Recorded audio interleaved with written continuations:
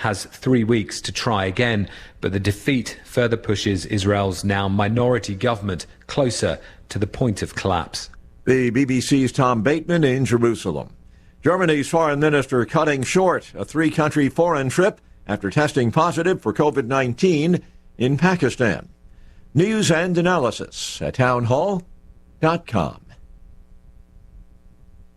Louisiana heading back to the drawing board over congressional districts. Louisiana just wrapped up its 2022 legislative agenda, but Governor John Bel Edwards says he'll call a special session so legislators can draw up new congressional district maps. A federal judge blocked the use of maps retooled by the Republican-controlled state house that include only one majority black district out of 6 total in a state with a population that is nearly 1/3 black. U.S. District Judge Shelley Dick issued the injunction Monday and ordered lawmakers to adopt a new plan by June 20th. That's about a month before the sign-up period for the November 8th congressional election. She also threatened to enact a remedial plan. Lawyers for the Republican Secretary of State have already filed a notice of appeal. I'm Jennifer King. The United States has won a legal battle to seize a Russian-owned superyacht in Fiji, wasting no time taking command of the vessel and sailing it away from the South Pacific nation. More on these stories at townhall.com.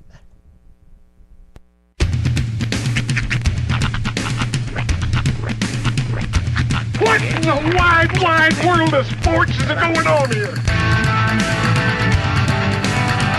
I promise you, whatever scum did this, not one man on this force will rest for 1 minute until he's behind bars. Now let's grab a bite to eat. Yeah, come on. I feel the hot wind on my shoulder and the touch of a world that is older. I hit the switch and check the number.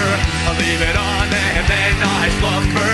I hear the rhythm ringing through it. Flamenco guitar and cumbia music. I hear the talking of the DJ. The devil listen, what does he say? I'm on a Mexican radio. I'm on a Mexican radio. Broadcasting live from high atop the J.P. White Building in downtown Roswell, New Mexico. It's Mornings with Mike Winters on 106.5 Roswell's Talk FM. Is that what I sound like when I talk? Now, here's your host, Mike Winters.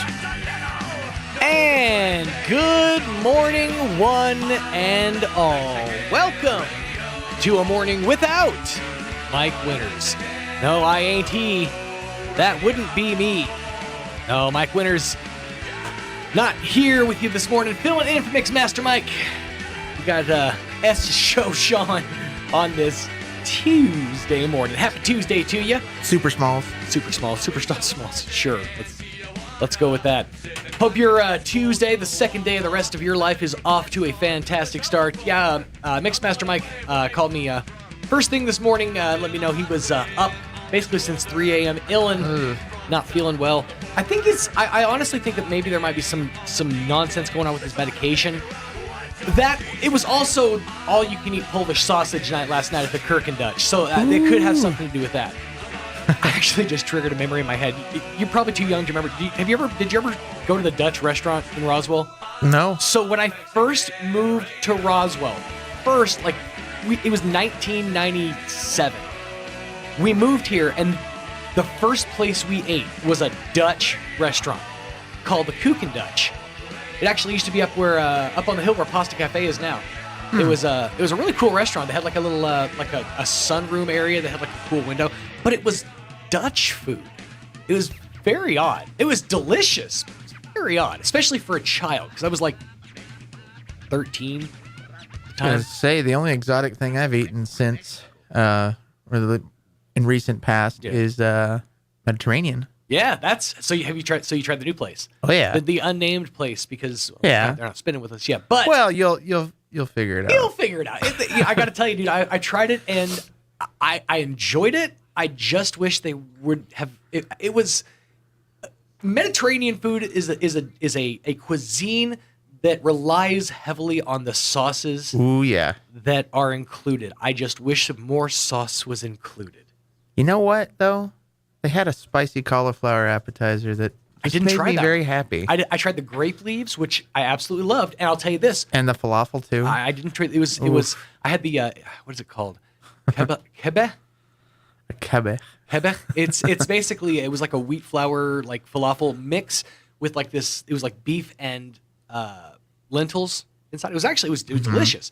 They included a little lemon wedge. I just wish they'd include a little more lemon because it would have made everything I had a lot better. Ooh. Yeah, and the sauce was great. But the Mediterranean food, fantastic. There's that's why I'm looking forward to going to Vegas because all the different cuisines that are out there. Of course, I know I'm just going to end up at the $1.99 steak and whatever buffet, garbage That's buffet. still going to be good though. I'm going to see if Vegas has a Golden Corral. Hit up there. I did look up for those who are looking for cheap destination travel. Vegas has a Best Western. That's awesome. I just checked just to see. It's not on the Strip. There is one that's close to the Strip, and it's a lot more expensive. But there's one that's way, way off the Strip. It's a lot more affordable. Yeah. You just Uber over to the Strip. You could. Yeah, staying on the Strip is overrated. I'm like, there's got to be a La Quinta in Vegas, right? Yeah. Honestly, I'm cool with staying in my car. If that was a legal thing that you could do, I don't think it is. But as it stands, I've got accommodations set up. But for a quick minute, I was very seriously considering like hitting up the the Best Westerns or the La Quintas. Like, yeah, it's comfortable. Yeah, why not? Yeah, comfortable residence. I'm here. Gotta have some money to blow. I'm here for the attractions. Nobody goes to Vegas for the comfortable bedding. Yeah, I'm just saying. Besides, I take the argument, and I can't remember what movie I saw this in, but I saw this in a movie at one time. That's like I would rather live in the cave across the street from the mansion, because think of the view I have. I get to look at this sprawling, beautiful mansion when I look out my window. You look out your window, and all you see is this dirty, disgusting cave. It's all about perspective. Plus, you don't have to maintain it or anything. Exactly. I don't have to hire a butler. You can hear all the gossip. Yeah. Because I get cave dwelling, but I also get a beautiful view. So yeah, build your mansion across the street from my cave. It's fine. It's cheap to insure. It's one of those things when you get comfortable in mediocrity, like the slightly better things are just so much sweeter. That's why I say it's like Marge Simpson said, aim low. Aim so low that when you do achieve something, nobody actually notices. Aw. If you need some butter, it's under my face. That was the complete quote. Let me give you the rundown for this morning's show without Mike Winters. Coming up here in just a few minutes, about 15 minutes after, we're going to be sitting down chatting with Robert Sherman from the Walker Aviation Museum, chat about all the activities happening down there, the goings-on as we gear up for the 75th anniversary of the UFO crash that put Roswell on the map. We'll get the Walker Aviation Museum's perspective on that and kind of see where they stand, all the stories. More on that coming up here in just a few minutes. I understand in the 8 o'clock hour at around 8:15 or so, we'll be chatting on the phone with Stuart Hensley, I believe it is, from Sun State Tech. We'll be chatting with Stuart Hensley via the phone, chat all about Sun State Technology Group and what they can do for your business and the IT game. More on that coming up in the 8 o'clock hour. In the 9 o'clock hour, I'm not totally sure exactly who we'll be chatting with, but we'll be chatting about Juneteenth coming up here, actually, I believe on June 19th, and all the celebrations that are going to be happening in association with that. I believe Juneteenth and Father's Day falls on the same Sunday this year. Wow. Yeah, so get your fill. So we'll dive into Juneteenth and kind of the history behind that and why we're celebrating this now national holiday. More on that coming up here in the 9 o'clock hour. Plus, of course, your hourly features, which include your Kim Commando updates, your Wall Street business update in the 8 o'clock hour, the Sean Hannity report in the 9 o'clock hour, and, of course, whatever else comes across this here hallowed desk. I don't know how hallowed it actually is. 12 minutes after 7 o'clock, let's go ahead and get you up to date with that weather. I'm meteorologist Steve Hamilton with your Pecos Valley weather. Pretty hot today. Our afternoon highs between 100 and 105, and we should get plenty of sunshine. Low pressure over eastern New Mexico and a high pressure system over the mountains, and that'll be causing that hot weather. Overnight it'll be partly cloudy, down to 70. We do have a slim chance of a shower or thunderstorm on Wednesday afternoon. Still hot, though, with our high in the mid to upper 90s. That's your latest forecast. I'm meteorologist Steve Hamilton. Thank you, Steve.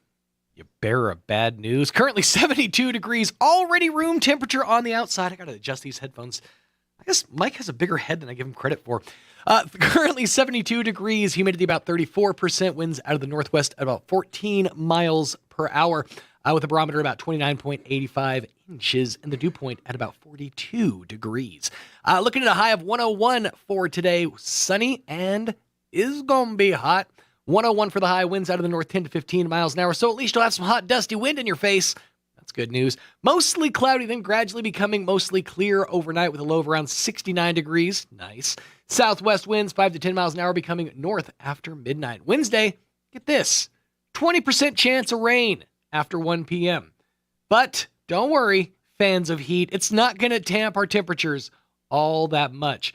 They said some of the storms could be severe with large hail damaging winds, but also mostly sunny and a high of around 98 degrees. Soak that in.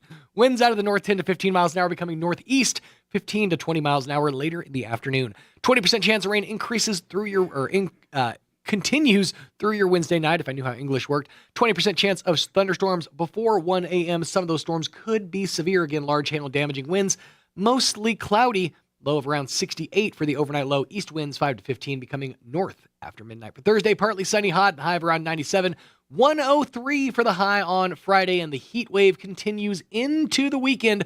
103 for Saturday, 105 for Sunday, and get this, 106 degrees for the high on Monday.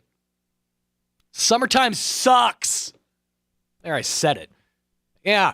Remember this next time you guys are complaining about how cold it is outside and your fingers are frozen and you're just, I can't wait for summer. I can't wait. Yeah. Remember this. Remember this when you fall asleep with your door open and the fan blowing on you on your couch. Yeah. That's true comfort right there. Whew, missing that summertime. But get out there and enjoy that summertime weather. Oh, I'm just a ball of optimism on this here Tuesday morning. Coming up here in just a few minutes, going to take a break, pay a couple bills, check in with Smiley and the livestock report for your Tuesday morning. Then we'll be chatting with Mr. Robert Sherman from the Walker Aviation Museum. Stay tuned to a morning without Mike Winters. J. Block for governor. J. Block, conservative, veteran, leader. J. Block is the only choice to stand up and defeat Michelle Lujan Grisham. Mr. Block is a veteran of combat, serving in Afghanistan, a nuclear commander, and winner of the New Mexico State Republican Convention. As an America First conservative, Mr. Block has turned blue seats red and has never lost a race. Mr. Block will end the madness in Santa Fe once and for all. He's not a weatherman. He's not a rhino. J. Block is a conservative, veteran, and a leader. Vote June 7th in the Republican primary. Paid for by Friends for J. Block. Wakefield Oil Company is a name you can rely on with full service at the pump the way it used to be. You can expect service in just 15 seconds. They offer bulk fuel and oil services and even diesel exhaust fluid. Wakefield Oil Company will deliver to farms, ranches, dairies, the oil fields, and more with dependable service you can count on. So the next time you need service or delivery, go with the name that locals have trusted since 1983. Wakefield Oil Company, 311 South Virginia in Roswell. Let them earn your business. You know, there's something magical about homegrown tomatoes. Watching the plants grow, seeing the blooms pop, and then picking a big, ripe tomato and slicing it up on a sandwich. Hi, this is Jim Gill. Here at Roswell Seed Company, we have some of the prettiest tomato plants that we've ever seen, just waiting for you to make the magic happen. We have some good-looking pepper plants, too, and the geraniums will be coming along soon. So you say tomato, and I'll say tomato. Come and get your plants at Roswell Seed. No, I'm not going to say tomato. Nobody around here says tomato. Good morning. This is Smiley Wooten at the Roswell Livestock Auction. 722 head of cattle sold on Monday on a higher market with excellent buyer attendance. Compared to last week, stocker calves sold $8 to $15 higher. Feeder cattle $3 to $6 higher. Packer cows sold steady. Packer bulls $8 to $10 higher. 3 to 400 pound steers $191 and a half, $2. 3 to 400 pound heifers $163, $180. 4 to 500 pound steers $181, $190, $150. 4 to 500 pound heifers $158, $163. 5 to 600 pound steers $167, $181. 5 to 600 pound heifers $153, $158. 6 to 700 pound steers $149, $167. 6 to 700 pound heifers $131, $153. 7 to 800 pound steers $138, $149. 7 to 800 pound heifers $130, $131. Packer cows $80 to $87 and a half. Canner and cutter cows $60 to $70. Packer bulls $88 to $103. Feeder bulls $68 to $80. Top half the cow calf pairs $1,000 to $1,250 per pair. And the bred cows not well tested this week. We do appreciate the business, and we'll talk to you next Monday morning. This is Smiley Wooten, Roswell Livestock Auction. Here's a Mornings with Mike Winters fun fact. 47.2% of all statistics are made up on the spot. Is this true? I'd say chances are about 50%. Here's Mike Winters. And good morning, 18 minutes after 7 o'clock on your Tuesday morning. Sean Smalls filling in for Mixmaster Mike Winters. And joining us in studio this morning from the Walker Aviation Museum, Mr. Robert Sherman. How are you doing this morning? Great, Sean. Good to hear it. Appreciate it. I'm sorry, Mikey is sick, but yeah. That happens. Mixmaster Mike, sometimes he falls under the weather. And what worries me is they always call me Mike's doppelganger. And so it really worries me that it's like, I'm basically watching what I'm going to be dealing with in like 9 years.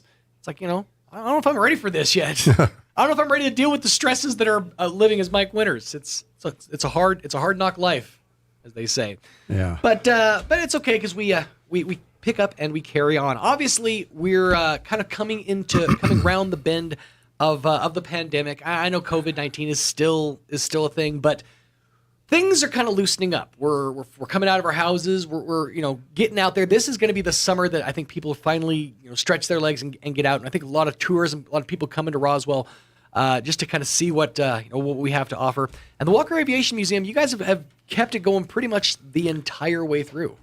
Yeah, we've most recently we've kind of started up, and we've got 3 of us that are out there about 2 to 3 hours prior to the midday departure, because we just have to depend on volunteers to open it up. Sure.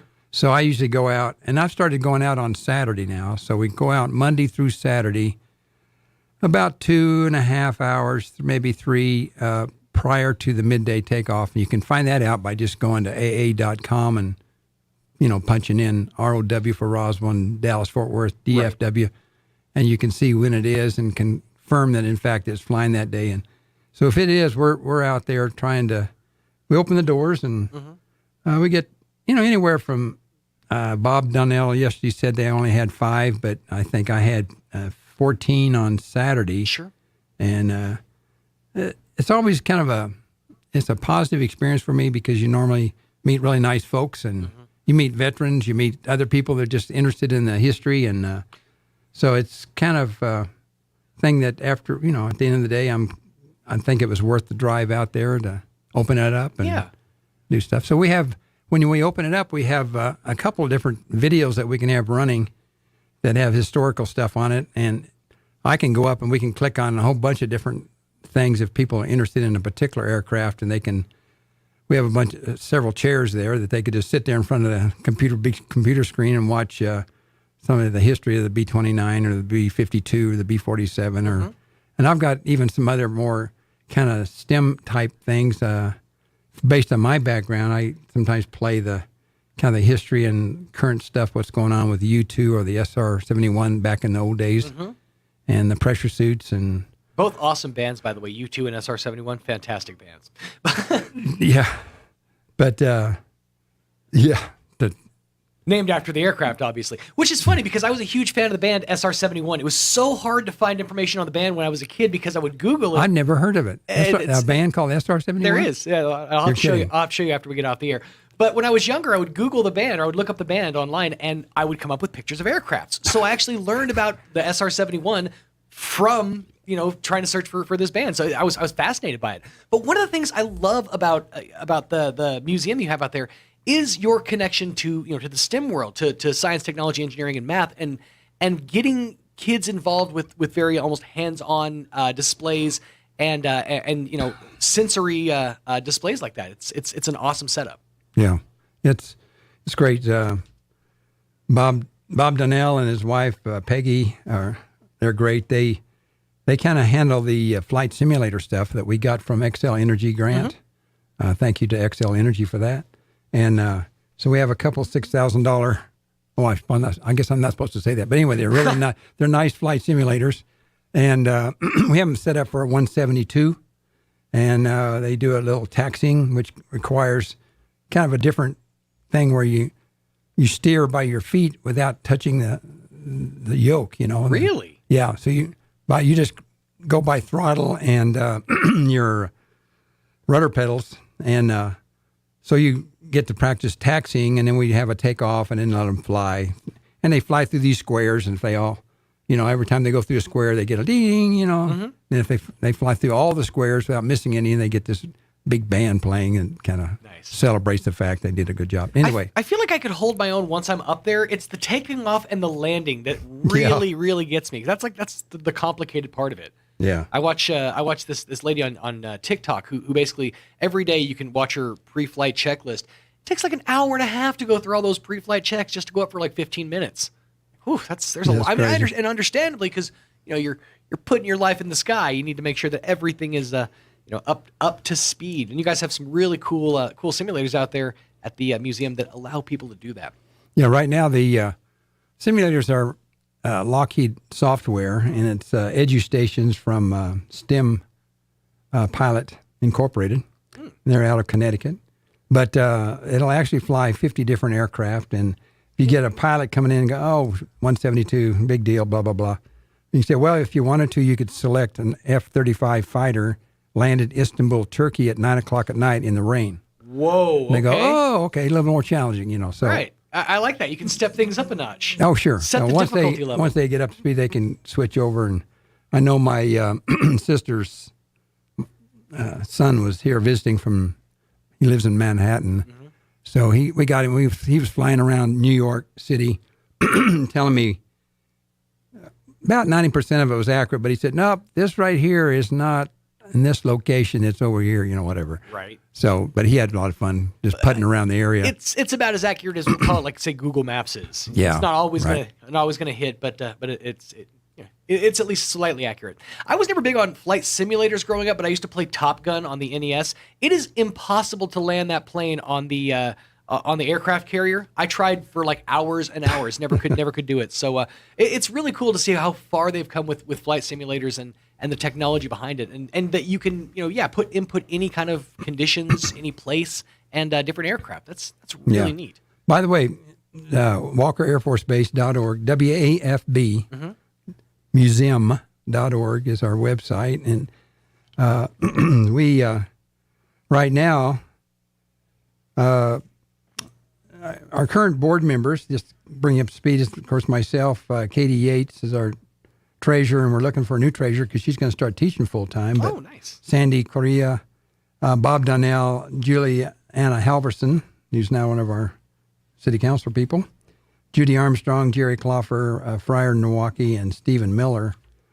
Also a new member that's he's out there almost every day, Monday through Friday, is a veteran, a retired lieutenant colonel from the Army, Ted Smith. And he's a history crazy buff, man. He just goes crazy on stuff. So you can go in there and you can sit there and talk to him for an hour about all kinds of stuff.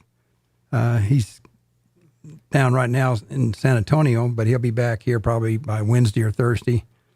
So anyway, Bob Donnell, myself, and Ted were out there and welcoming people to come in and visit. And I think, today, later in our program, I usually do a little history thing. Sure. And I want to maybe dispel. Some people have the mistaken idea that the bombers that dropped the atomic bombs on Japan, Batman and Little Man,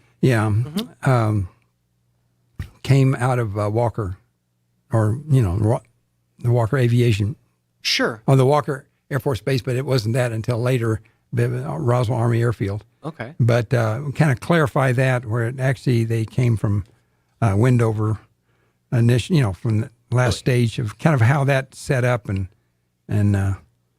so they get a little history of at least the 393rd. Flying Squadron, Bomber Squadron, and then the some other folks. So that's fascinating because I've heard a lot of rumor speculation that those planes that carried those bombs flew out of Roswell, and there's always been like a almost misconception that was kind of post-war. That was post Hiroshima and post Nagasaki. They did come back to Roswell. So they came back here. Yeah, they came back here. And that's when Roswell Army Airfield and later Walker Air Force Base was the premier and at one time, but the only atomic bombing base, in the United States, because the B-29s had to be modified to carry the current large, weird, sized bombs that they payload, had then. Yeah. That's crazy. Jeez, I had no idea. That is absolutely fascinating that Roswell was on the map as the premier, or at that point the only destination for that fitting. That's fascinating. Yeah. So, and then, as everybody knows, that when it came down to the Cuban Missile Crisis, at that point, the Atlas missiles, the 12 Atlas missiles surrounding Roswell, had just gone on full status and were ready to go during that particular crisis. So Roswell was kind of a key target if we were to get into a war, right, of being the premier atomic bomb base, plus size, being surrounded by Atlas missiles. Yeah, that's amazing. I mean, you look at Roswell now and you think, well, there's we've calmed down quite a little bit, but the history behind the Walker Air Force Base is absolutely fascinating. And one of my favorite things to do is actually jump on the Remembering Roswell Facebook page, because you can really be treated to just a history lesson of what Roswell was like back then, being a military town essentially that was a lot more fitted, basically with stuff for the community. Yeah. That sort of things have deteriorated over the last few decades. But when we were a military town, we were absolutely booming, and it's fascinating. We've elected, because we don't have enough people. We just barely have enough people to keep it open. We're not really going to be running a golf tournament. And what we're probably going to do is just go around to some of the companies that have helped us in the past and just ask for some, sure, support. And in the past, some of our key people that have helped us keep our doors open and function is, of course, XL Energy, Roswell Toyota, Pioneer Bank, Aircell was a big player. Mm-hmm. Glenn's Furniture's helped us out some, and Featherstone Development Corp, and a few other docs like Dr. Paul Engstrom and Phil Cathy and other individuals scattered around town. We really appreciate their support. Absolutely. Now, I also understand you guys are, and this is a consistent thing, is we're always looking to grow the board. We're always looking to yes, absolutely. We need people for folks that have an interest in aviation, in history, in learning more, and also to, helping others kind of open the doors to learn more. Yeah, if everybody could see me on TV, or actually could go on the computer and watch me, you could say, man, yeah, I understand. Bob Sherman, he's kind of getting up there. I'm a Roswell High class of 61 graduate. So is that right? I'm coming up on the big 80 number. But, yeah, we definitely need some new, younger blood in there, so that when people like myself, and I know Bob Donnell's really helped out, and all other members of the board have been very helpful. But we're going to really definitely need some new blood to kind of keep things going. Mm-hmm. And by the way, for those that are on the computer, I have a newsletter here I'm holding in front of the camera. And this is beautiful, by the way. Very well put together. We got that now. It's been put on the website, so you can go on the website and read the newsletter. So just kind of gives you an up to speed a few things going on. This is thanks, of course, to Juliana Halverson. She's our technical wizard that puts this stuff together. She's a phenomenal at putting stuff like this together. One of the things that I love about the Walker Aviation Museum is its location inside the airport, in that when people fly into Roswell, they come here for a reason. We're really not a layover town or a layover city. So when people come to the Roswell airport, they're coming here to come to Roswell. They're coming here to learn about Roswell. And it gives you a great opportunity that while you're passing through the airport, before you get to the aliens, before you get to the the UFOs and all the the speculation and stuff, you get to dive into the actual history of really a place that world military organization could not have happened without the Walker Aviation or without the Walker Air Force Base. Right. And it's a fascinating dive into history. If you come into the lobby, there's where you can grab a snack there where you're waiting for your airplane to take off. There's a big, 10 feet wingspan, big model of a B-29 hanging over you. Really? And in the paper, they mentioned they were going to remove that model. And actually what they meant to say was the painting on the wall was removed to put the sign, some stuff up. I talked to Scott Stark about that, and he said, no, that they don't have any plans on removing that model, so that model's going to be there. I was kind of concerned, because that's kind of a key thing. It's right outside of our museum, and it's, the B-29 was really tied into Roswell in a lot of ways, and the history that it has. Unfortunate that we had to use the atomic weapon, but, things are the way they are. And I thought before we get into some other history right quick, I would mention, like Sean, you mentioned we have that STEM item. Besides coming out and doing the flight simulator, we try to get groups of 8. And the reason for that is we got 2 simulators. That way, when we break people up for an hour to fly the flight simulator, we got 2 on a simulator versus 3 or 4, and that's gets kind of out of hand. So, for example, we've got the New Mexico Youth Challenge coming out on Friday, 8. Okay. And then the following week, another group of 8 are coming out from the New Mexico Youth Challenge. And we're going to try to get, of course, Roswell Independent School District. We look for getting 14 to 18-year-olds out there. Okay, so we're talking like high schoolers. High schoolers. Sure. Or middle school. Sure. Yeah. And that's a great time to kind of spark that interest in aviation, in the history behind the Walker Aviation Museum, and to kind of have that chance to kind of dive into that. And the other side of that is, while those are doing the flight simulator, the other group, as I've mentioned before in this program, are seeing they're seeing 15 different YouTube videos on various STEM careers, STEM being science, technology, engineering, and math. Sure. And we don't go to the STEAM yet. We're just sticking with the STEM right now. But we'll let the others handle the arts. Oh, sure. We're all about the techniques. So we sit down, and they're anywhere from like a minute and a half to 3 or 4 minutes long. We see science, technology, and math overview, careers in aviation, Eastern New Mexico University Roswell Aviation Maintenance Technician Program, a day in the life of a wind turbine engineer, Crumlin Auto Group and Eastern New Mexico University Roswell Auto Mechanic Program, oil well worker career, what does a registered nurse do?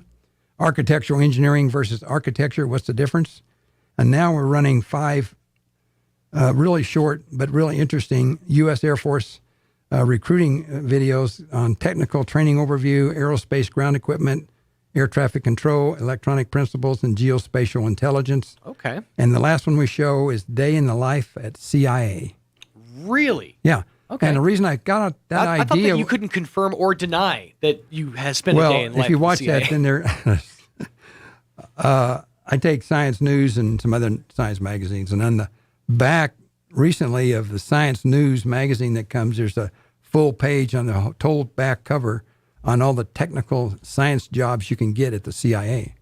Really? So the CIA is advertising on magazines and stuff. But that's awesome. It's pretty cool. Love to go work for the CIA. So what we're trying to do is open kids' eyes saying, man, I never thought about doing that for a living. Yeah. So. I've never once in my entire life been called intelligence. So to think I could work for an intelligence agency, that's awesome.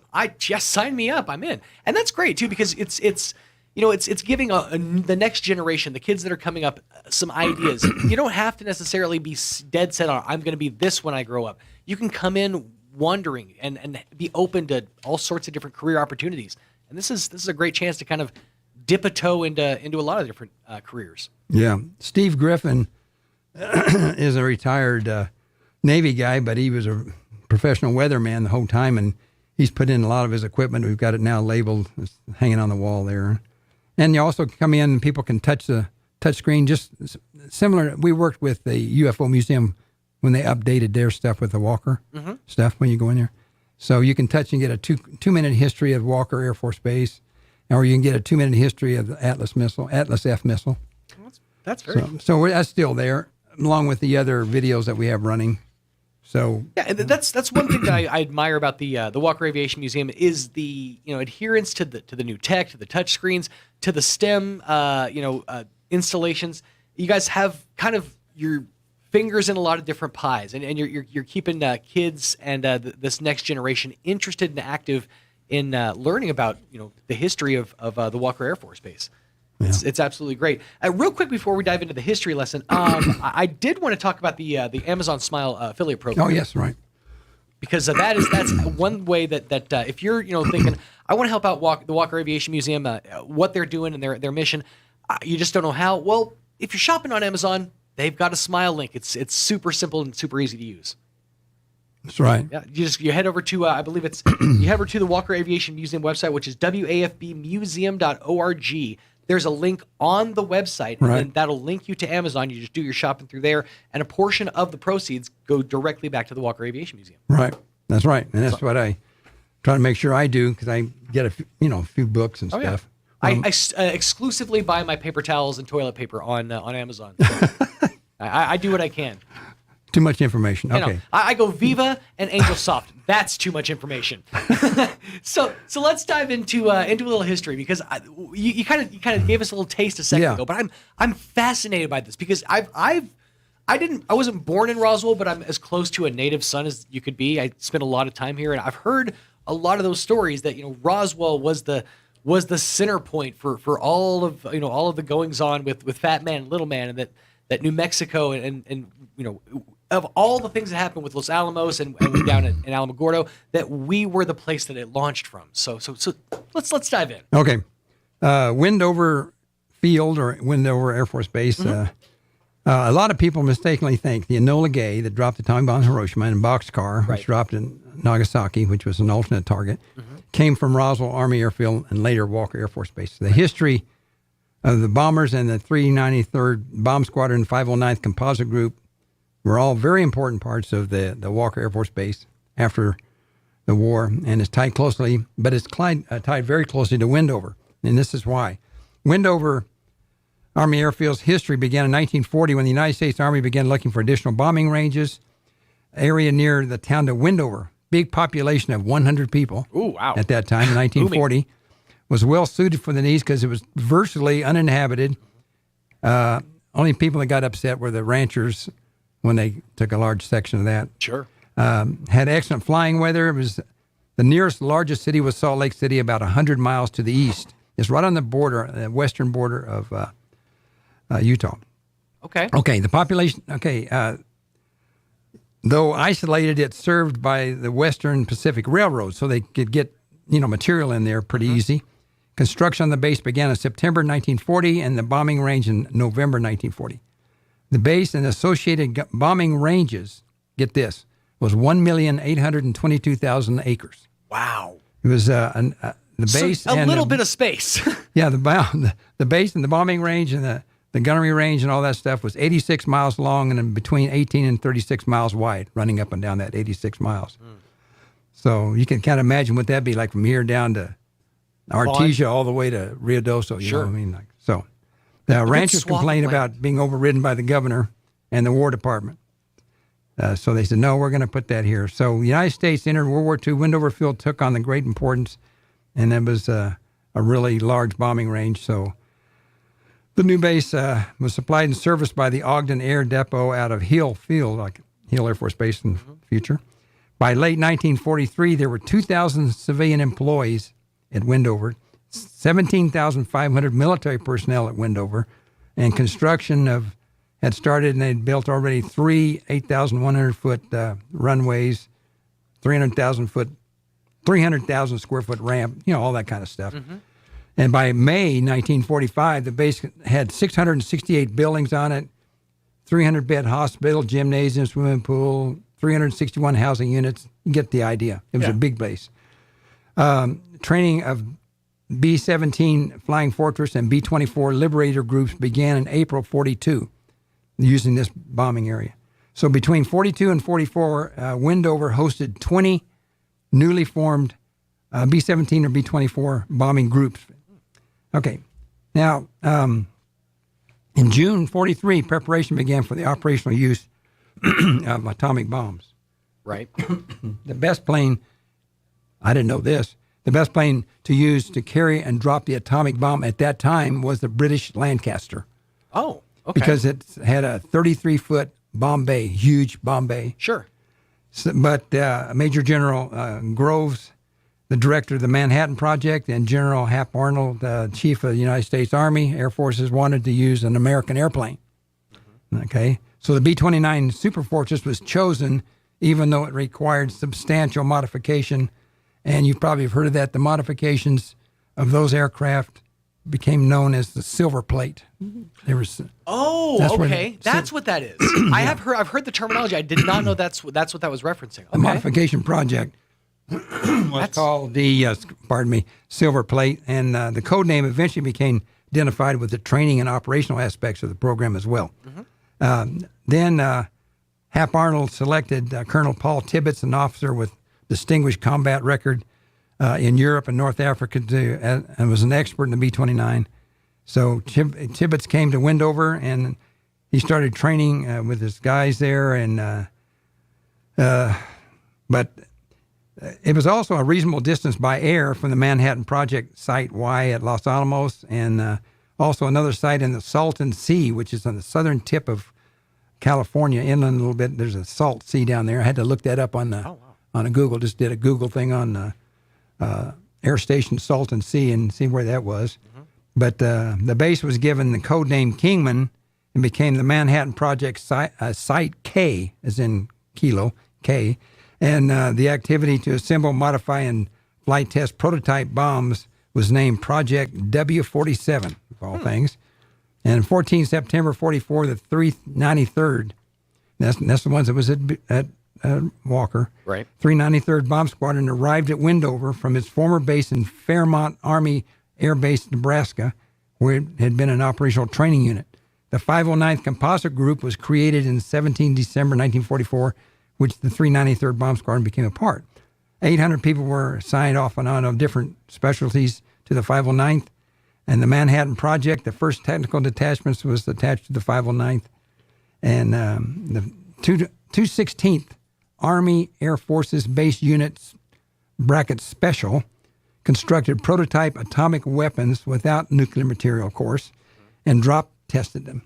In February 1945, a flight test section was created within the 216th Army Air Force Bases unit to carry out testing of prototype bombs in the shape of Little Boy and Fat Man bombs. And the 393rd Bomb Squadron, led by Paul Tibbets, had his aircrew flying practice drops of these bombs, plus 50 practice drops of inert, what they call pumpkin bombs, before he declared his group combat ready.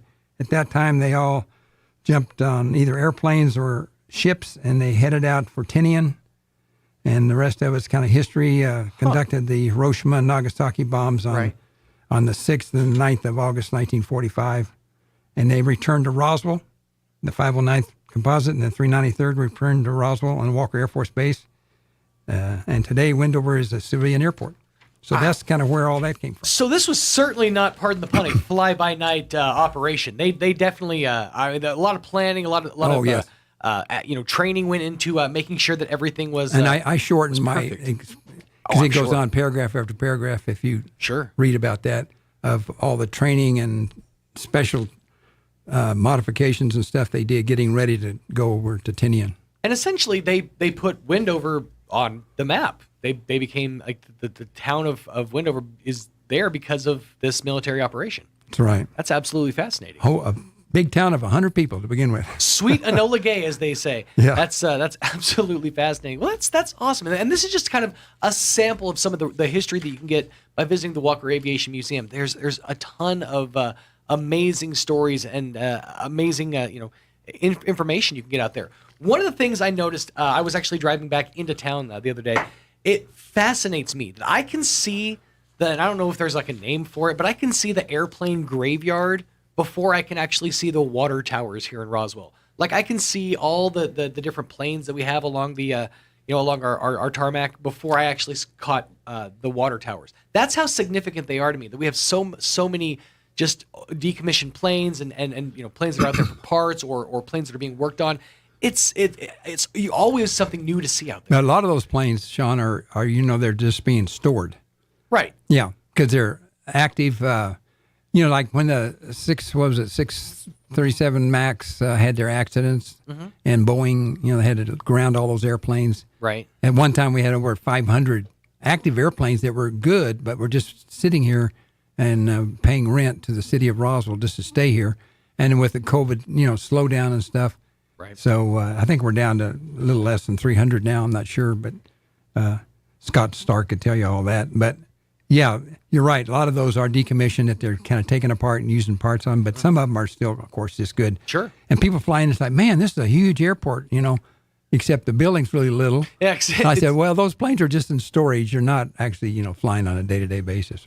But it does make us, it gives us a nice footprint on Google Earth. Because it shows you how big Walker was, the big runways. And we all know that we see airliners come in, they use these because the traffic is not high. Right. So they can come in and do touch and goes, and the Navy can come in with their fighters, and the guys can practice landing and takeoffs and stuff. So that's kind of a nice thing.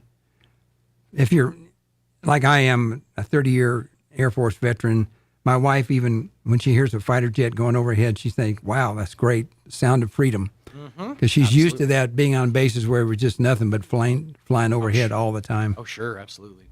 So, this is just a great organization out there. The Walker Aviation Museum, we want to, of course, encourage anybody who wants to donate time or, of course, funds to the museum. They can absolutely use either one of those things. But if you're, flying out, or even if you just have, a few minutes around lunchtime or whatever, pop into the museum and give yourself a little history lesson. It's absolutely fascinating. If folks want more information about the museum, about what you guys are doing, where can they find you? Well, you just go to the website, wfbmuseum.org. .org. Yeah. And again, come on in, and we just love to talk to you. We've had people give us, we don't have much room for stuff, but we are still getting information and stuff. We got a really nice, back in the old days, 1940 uniform from some folks. And we've been doing a little flag flying. We had a couple people send us flags that, my father was stationed there, and or my grandfather was. Would you fly the flag? And we fly the flag, and Juliana takes a few pictures, and we send them back the video and stuff. So we've done that a couple times. That's very cool. Very cool. So yeah, wafbmuseum.org. If you want more information, you can also find the link to the Smile affiliate account there, and that'll be a great way you can contribute, some extra funds to the museum. Right. Right now, Monday through Saturday, the planes. I think the schedule has changed. There's a takeoff around, I think, a little bit after 10 in the morning. So we're opening up about 7:45 to 8. So basically, when there's a flight going out, the museum is essentially open. And when the flight was leaving at 1 o'clock, we were opening up about 10:30 or 11. Okay. And staying open for a couple hours, maybe half an hour past the takeoff time. Sure. So plenty of opportunity. And again, if you want more information, Walker, wafbmuseum.org. Or is there a phone number that folks can call if they want to see if maybe you guys are open at the moment? I think that's on the website. Just go to the website and they'll have all the info. Perfect. Right. Very good. Well, Robert, thank you so much for your time. Appreciate it, Sean. Absolutely. Thank you. And again, folks, contribute to the Walker Aviation Museum because it's such a fascinating history. And every time I talk to Robert, I learn something new about Roswell. I've been here for more than 20 years. There's always something new to learn around here. So talk to Robert, talk to the folks that know, because that's really where you find out the fascinating info. Once again, Robert, thanks so much for your time. Appreciate it, Sean. Appreciate you. 9 minutes away from 8 o'clock. Let's take a pause for some local news. Now for a Pecos Valley news update, I'm Jared Cirillo. The city of Carlsbad is in the process of moving the San Jose Senior Recreation Center to a newly renovated facility at 120 Kircher Street. Carlsbad Mayor Dale Janway is announcing the new facility will be known as the Alejandro Ruiz Senior Center in memory of the Congressional Medal of Honor recipient. Repair work on the tennis courts at Cahoon Park in Roswell is now underway. The courts are scheduled to be closed for 1 week. They should be ready for public use again by June 13th, unless there are unforeseen delays in the repair project. And if you need a ride to your election polling place today in Roswell, the city is offering a bus service for anyone for free. Anyone going to or returning from a voting convenience center will be allowed to ride a bus for free. The buses will not go directly to the voting centers, but they will provide voters with rides to and pick up from regular bus stops near voting centers. You're up to date. I'm Jared Cirillo. An Apple AirTag links to your iPhone and uses Wi-Fi or even other iPhones to report its precise location back to you. But AirTags can also be used to track the unsuspecting, and in this case, kill them. I'm Kim Commando, brought to you by T-Mobile. Their advanced network now goes farther than ever before. Visit T-Mobile.com/55 today. Reports of AirTags being used illegally are popping up all over, this time in Indianapolis. A suspicious woman slipped an Apple AirTag into her boyfriend's pocket. It led her to a local bar, and there he was, sharing a drink with a lady friend. Naturally, all hell broke loose. The boyfriend moved the fight to the parking lot where the girlfriend got into her car and ran him over, stopped, backed up, and ran him over again. He was 26. Androids will not alert you automatically. You need to download the Apple app, and it doesn't really work very well. Any alert that you get, take it very seriously. I post breaking tech news 24/7 at my website, commando.com. Using the internet without ExpressVPN is like leaving your keys in your car while you run into the gas station. You're probably fine, but what if you come back to see someone driving off with your car? Here's the thing. Your data is valuable. Hackers can make up to $1,000 per person selling personal info on the dark web.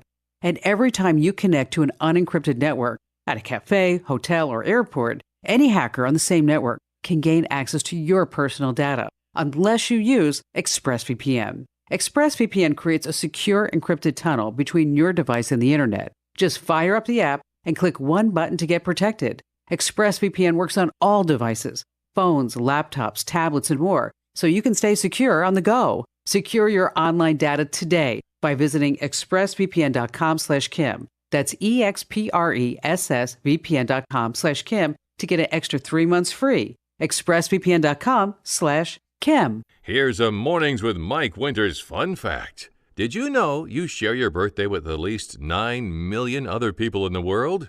Your birthday isn't feeling so special now, is it?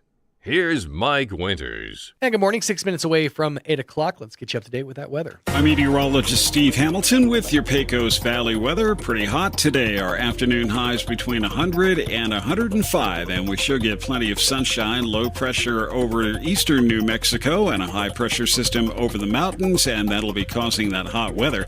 Overnight will be partly cloudy, down to 70. We do have a slim chance of a shower or thunderstorm on Wednesday afternoon. Still hot, though, with our high in the mid to upper 90s. That's your latest forecast. I'm meteorologist Steve Hamilton. Thank you, Steve. Currently 72 degrees and breezy. Winds out of the northwest 14 miles an hour. Humidity at 34%. Looking at 101 for the high today under mostly sunny skies. Is going to be hot. Winds out of the north 5 to 15 miles an hour. Sustained and continuing through the afternoon. Tonight, mostly cloudy, dropping down to about 69 for the overnight low. Gradually becoming mostly clear, winds calming down to 5 to 10 miles an hour after midnight. But tomorrow, the clouds roll in. The chance of thunderstorms rolls in afternoon. Only about a 20% chance of rain. And don't worry, still going to be hot. 98 degrees for the high winds, 10 to 15 miles an hour, increasing to 15 to 20 later in the afternoon. Those storms could produce severe conditions, potentially hail and hazardous winds. So batten down the hatches, no floppy hats, and maybe store the vehicles inside the garage. Partly sunny, hot, high of 97 for your Thursday. Looking at 103 for the high on Friday, 103 as well for Saturday, 105 on Sunday, getting up to 106 sweltering degrees. A real Las Vegas preview for me coming up on Monday. 4 minutes away from 8 o'clock. Let's get you up to date with that Wall Street Business Report. With the Wall Street Business Report, I'm Bill Alexander. New York lawmakers have passed a bill targeting the use of warehouse productivity quotas, a move aiming to curtail metrics employed by Amazon that has come under more scrutiny in the past few years. Labor and safety advocates have long criticized Amazon's use of productivity quotas that keep track of how workers pack and stow packages. If workers are inactive for a set period of time, the company's time-off task tool can ding them for taking too many breaks, which critics have blamed for the company's injury rates. The FBI in North Carolina is warning businesses in 8 states about a scheme in which people are using stolen credit card numbers to make large purchases by telephone. Once a purchase was made over the phone, items are picked up by drivers and taken to other states for resale. In many cases, the drivers were hired through online job sites and paid using third-party cash applications. For the Wall Street Business Report, I'm Bill Alexander in Washington. Congresswoman Teresa Leger Fernandez is fighting for New Mexico. As a mom of 3, Teresa understood how devastating and stressful the baby formula shortage is for moms and families. That's why she supported a bill that took the first steps to help restock shelves and restore supply nationwide. As your Congresswoman, she delivered on infrastructure, securing funds to fix our roads, expand access to fast internet, and ensured a historic investment to have clean drinking water in our district. As your representative, she spoke up for businesses affected by the wildfires in our state and demanded compensation for the damages. As our independent voice in Congress, she worked to bring jobs to our district and will continue to fight for better education for our children and more access to health insurance for working families. On June 7, vote for Teresa Leger Fernandez for U.S. Congress. America United is responsible for the content of this advertising. Paid for by America United, AmericaUnitedForAll.com, and not authorized by any candidate or candidates committee. Carlsbad Main Street and the City of Carlsbad invite you to join us June 10th and 11th for Cavern Fest 2022. Cavern Fest kicks off Friday, June 10th at 6 o'clock with food trucks, vendors, and music headlined by Curtis Grimes. Saturday, June 11th starts at noon with music, vendors, and activities all day, capped off with Holly Tucker and headliner the Randy Rogers Band. Cavern Fest is free thanks to our sponsors, A.R. Foreman Construction, Carlsbad Chevrolet, XTO, and many more. Here's a Mornings with Mike Winters fun fact. There are 293 ways to make change for $1. Try all 293 on the guy who keeps borrowing money from you. Here's Mike Winters. And good morning. 1 minute away from 8 o'clock. Coming up next hour, we're going to be sitting down on the phone chit-chatting with Mr. Stuart Hensley from the Sun State Technology Group, chatting all about what they can do to get your business doing the best business that it can. Because the Sun State Technology Group, they know all about tech and how it relates to your business. We'll dive into that coming up here in just a few minutes. Just a reminder, if you need, if you want to update yourself on anything of the goings on here on Mornings with Mike Winters, after the morning show, our wizard at the video screen, Mr. Tanner, he cuts these bad boys up piecemeal and posts them up for you over on the Facebook page so you can get caught up on all the goings on here on Mornings with Mike Winters on 106.5 Roswell's Talk FM. Talk radio has landed on the all-new 106.5 FM KEND Roswell.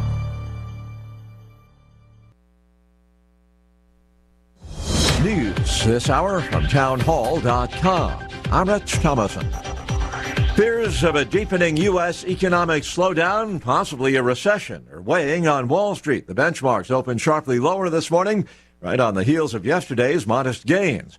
As the cost of a barrel of oil closes in on $120, gas prices close in on a national average of $5 a gallon. AAA's nationwide average for a gallon of regular, just under $4.91. And the relentless rise of pump prices not helping President Biden's sagging poll numbers. The Real Clear Politics average finds that 70% of Americans believe the country is on the wrong road. And also on the road, a caravan of migrants stretching as far as the eye can see, marching through southern Mexico, heading north toward the U.S. southern border. It's estimated the caravan is made up of as many as 5,000 people, mostly from Central America, Venezuela, and Cuba. Republican gun negotiator Senator John Cornyn appealing for more time to successfully craft a bipartisan gun bill, the aftermath of the Uvalde school shooting. In urging Majority Leader Schumer to extend the time frame for a deal, Cornyn said on the Senate floor Monday, quote, "There is no use in rushing a vote on a doomed bipartisan bill like the House is expected to vote on this week. Compromise appears likely in the Senate. Longtime Democrat proposals such as banning AR-15 rifles and universal background checks are off the table. Instead, lawmakers are considering urging states to create more red flag laws, promote firearms safe storage, and address mental health." Bob Agnew reporting. A second arrest in connection with last weekend's deadly mass shooting in Philadelphia. 34-year-old Rashawn Barine facing attempted murder, aggravated assault, and other charges. On Wall Street, the Dow down 200 points. More on these stories at townhall.com. I'm about to compare a pepper shaker to a cash-out refinance. Hang with me. You know when you're at a restaurant and they ask, would you like some fresh ground pepper? And then they crank that giant tube, but almost nothing comes out? For me, only a certain amount of time is socially acceptable to wait. I know that getting that pepper out might make my life better, but it just seems too impossible. And that's what we hear people say about the cash-out refinance. People realize that the value of their home has gone up like hot pepper the last few years, leaving all this extra money sitting inside their home. But is it too hard to get out? It's Ryan from United Faith Mortgage. If you're interested in cashing out the extra pepper in your home, we're good at doing all the work while you just sit back and relax. And often, your mortgage payment and years in the loan will stay the same. If you'd like to hear about your options, we are United Faith Mortgage. United Faith Mortgage is a DBA of United Mortgage Corp. 25 Melville Park Road, Melville, New York. Licensed mortgage banker. For all licensing information, go to NMLSConsumerAccess.org. Corporate NMLS number 1330. Equal housing lender. Licensed in Alaska, Hawaii, Georgia, North Dakota, South Dakota, or Utah.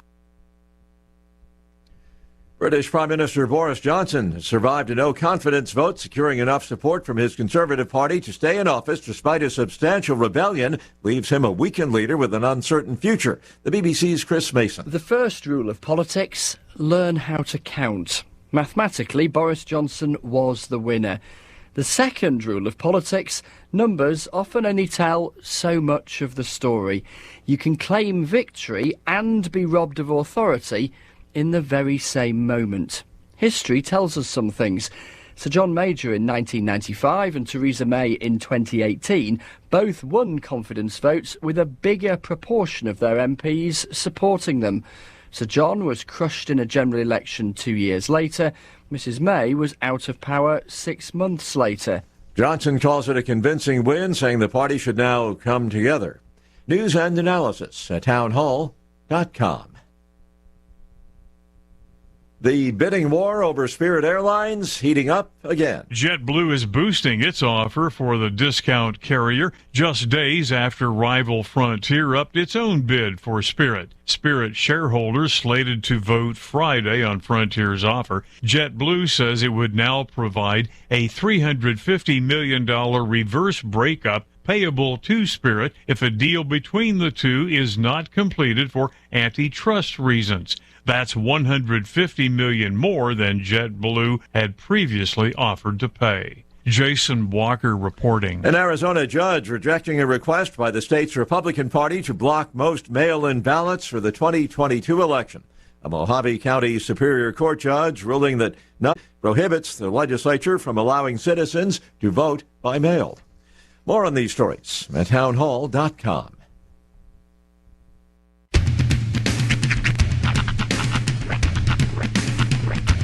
What in the wide world of sports is going on here? I promise you, whatever scum did this, not one man on this force will rest for 1 minute until he's behind bars. Now let's grab a bite to eat. Yeah, come on. I feel the hot wind on my shoulder and the touch of a world that is older. I hit the switch and check the number. I leave it on and then I slumber. I hear the rhythm ringing through it. Flamenco guitar and cumbia music. I hear the talking of the DJ. The devil listen, what does he say? I'm on a Mexican radio. I'm on a Mexican radio. Broadcasting live from high atop the J.P. White Building in downtown Roswell, New Mexico. It's Mornings with Mike Winters on 106.5 Roswell's Talk FM. Is that what I sound like when I talk? Now, here's your host, Mike Winters. And good morning, one and all. 6 minutes after 8 o'clock. Welcome to hour number 2. The Deuce. Of a morning without Mike Winters on 106.5 Roswell's Talk FM. Happy Tuesday. Welcome to the second day of the rest of your life. Hope your Tuesday morning finds you well. Sadly, Mixmaster Mike out this morning, feeling a little bit under the weather. He actually was the trooper that Mike Winters is. He was trying to come in, man. He was on his way en route to the office when he was just like, I can't do it. Can't do it. He's got a case of the come from out of both enders, I guess, for lack of a better term. So, yeah, it ain't no big deal. Fearless leader has to step away for a quick minute. Don't worry. The underling, the doppelganger, if you will. We got this. Ain't no big deal. Welcome to your Tuesday morning, though. Hopefully Mixmaster Mike will be back on his feet and on his seat in front of this microphone tomorrow morning. Fingers crossed. Coming up here in just a few minutes, let me give you the rundown. We're going to be sitting down chatting with Mr. Stuart Hensley, actually over the phone, chatting with Stuart Hensley from the Sun State Technology Group. And I'll tell you about them coming up here in just a few minutes because they want to help your business stay on the top of its game. The Sun State Tech Group can do just that for your business. We'll talk about them coming up here in just a few minutes and chat with Mr. Stuart Hensley via the phone about how they can help your business do more business. That's coming up here in just a few minutes. Plus, of course, your hourly features, which include your Pecos Valley News Update, your Wall Street Business Report, and whatever else graces the desk here at 106.5. I got to mention, I came across this story over on BuzzFeed. Basically, employees of different industries are sharing tips from their industry, basically how to take advantage of the best of whatever thing they do. For example, somebody gives an example of somebody who hosts concerts at concert venues. They say at any concert venue, the best sound is going to be directly in front of the engineer at the main soundboard. So if you go to a concert and you want the best sound, it's actually right there in front of where the sound guy is. Just kind of an example. Another example, this is from a maid at a hotel. They say, don't make the bed before you leave a hotel. It has to be taken apart anyways for cleaning. If it looks unslept in, it could get overlooked and not get changed. So these are just kind of basically tips from people in the industry of when to take advantage or like of that industry. And it got me thinking, if I had to give somebody one suggestion or one tip based on my experience in radio, what would it be? Like, what thing would I suggest that would help people the most, I think, out of radio? And I think it's this. What? If you come to one of our live broadcasts and you're looking to be fed well, bring your own package of hot dogs from the store. This is my pro tip for you. We provide hot dogs and ice cold Pepsi products at all of our live broadcasts. However, I have seen the preparation of said hot dogs, and I've complained to my friends to the point where they're like, you say this every time you have a remote, Sean. He cooks those hot dogs from frozen. They're a block of hot dogs at the beginning of the remote, and he sticks frozen hot dogs on the grill, and they come out how they come out. I have lived on those hot dogs for a number of years, and just trust me when I say, if you bring a pack of, let's say, Hebrew Nationals, a nice Bar S, maybe an Oscar Mayer, he'll throw them up on the grill. Heck, a ballpark. Those things plump when you cook them. He'll pop those bad boys on the grill for you, and he'll grill them up. Bonus points. Bring yourself like a better cheddar, maybe a bratwurst. He'll throw those bad boys on the grill them up for you while you're shopping around and perusing for the latest deals on your next set of wheels, and of course the vehicle that goes along with it. But that's my pro tip, and I picked this up from Miss Rita Kane Dorhofer. Believe it or not, Miss Rita actually used to come to our broadcast. She still does, sometimes, and she brings her own hot dogs. She brings her own because she's Jewish and thusly is kosher, so she brings Hebrew National hot dogs and has Thomas make them for her on the grill. I think it's brilliant. It's also a way to get yourself a fresh hot dog off the grill. There's my pro tip. If you pick up one thing from my career in radio, it should be that. Bring your own pack of hot dogs. BYOD? BYOD. Bring your own dogs. Absolutely. So that's like the one pro tip I would say for radio. If I had to think of like the one tip for the industry. So, but I figured it'd be a tech thing, but you'd think, right? You went straight to food. Yeah, because I've been in this business long enough to know that's where the importance lies. I could sit here and talk about VU meters and what about hamburgers and potting up. Very rarely do we ever involve hamburgers at remotes. Well, if I brought my own hamburgers, sure. If you want to bring out some maybe like a box of Bubba Burgers. I feel like you opened a box. Yeah, we've opened up Pandora's box of Bubba Burgers. People are going to be bringing whatever they want. There's my phone call right there.